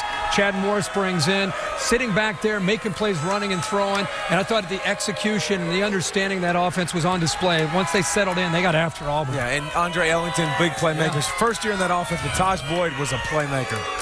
All right, so some teams flunk the road test. The Sooners survive it. It'll be interesting to see how the voters view this, with Alabama and LSU also rolling on. But Oklahoma emerges very much a BCS contender after getting out of Tallahassee with a 10-point win. The way it was set up in the preseason, 12 ranked teams playing away from home. Had 8 of them win. Anything really surprise you on road test weekend? Absolutely. I felt Oklahoma shocked me how well they played. I was surprised by Texas. They're finally physical. They've got a featured back right now, Malcolm Brown. And Stanford, with its victory on the road, passing its road test, now the Cardinal owns the nation's longest winning streak. They've taken 11 in a row. Helmet stickers, nominees aplenty. Who will get the coveted award? We'll tell you when College Football Final, presented by AT&T, comes back. BYU, some calling it the Holy War. It was decidedly unholy for BYU and Jake Heaps, who had heaps of trouble with the snap and then finding the ball. Derek Shelby, the Utes, 54-10 over their arch rival. Houston and Louisiana Tech. Case Keenum and the Cougars once down 34-14 mark, but now down by 6. He finds Patrick Edwards. Touchdown Houston. And you know something? Doesn't matter about how many you win by, just as long as you win. 35-34. You said you believe Houston can get in the BCS discussion for an at-large one of the bowl games by the end. We'll see if they get that far along. Wyoming and Bowling Green. Fourth quarter, Bowling Green trailing by 7, under 8 seconds to go. Matt Shields finds Ray Hudson. Shields had 437 passing yards, 4 touchdowns. That should have tied it up, had it sending to overtime, but Kyle Burkhart's kick is blocked. Wyoming wins it 28-27. Boston College and Duke, 47 seconds to go. BC lining up what would be the game-winning field goal. Nate Free. I love Duke. With their first win of the season, 20-19 over BC. AT&T All Access Pass. Let's hit the rank-em app, Mayday. Well, the top 4 remain the same: Oklahoma, LSU, Alabama, and Wisconsin. But I've got Florida as number 5. No, I have Oklahoma, Alabama. You can see LSU, but I have Wisconsin 4 and Boise State. Differing in the top 5, Gators making a big rise. helmet stickers. Here's what we send to the schools who have players who win helmet stickers. T-shirts suitable for framing in the football offices. Hand out the first one, Mark. Florida Gators Mr. Everything Chris Rainey, 108 yards rushing, 104 yards receiving, and a touchdown. He blocked his 5th career punt as the Gators defeated Tennessee 33-23. For Miami, running back Lamar Miller, 184 yards rushing, a career high as they beat Ohio State. Oklahoma's Javon Harris said they were going to Tallahassee to walk the walk. 3 tackles, no big deal. 2 interceptions were in the Sooners' win. We don't use this one a lot, but Trey Wilson, the quarterback from Vanderbilt, had 2 interceptions, 1 return for a touchdown, and dismantling of Ole Miss. And we have James Vandenberg, the quarterback for Iowa. 399 passing yards, 3 touchdowns, as Iowa overcame a 21-point deficit to beat Pitt. All right, we're going to have to split this one. Taj Boyd and Sammy Watkins of Clemson.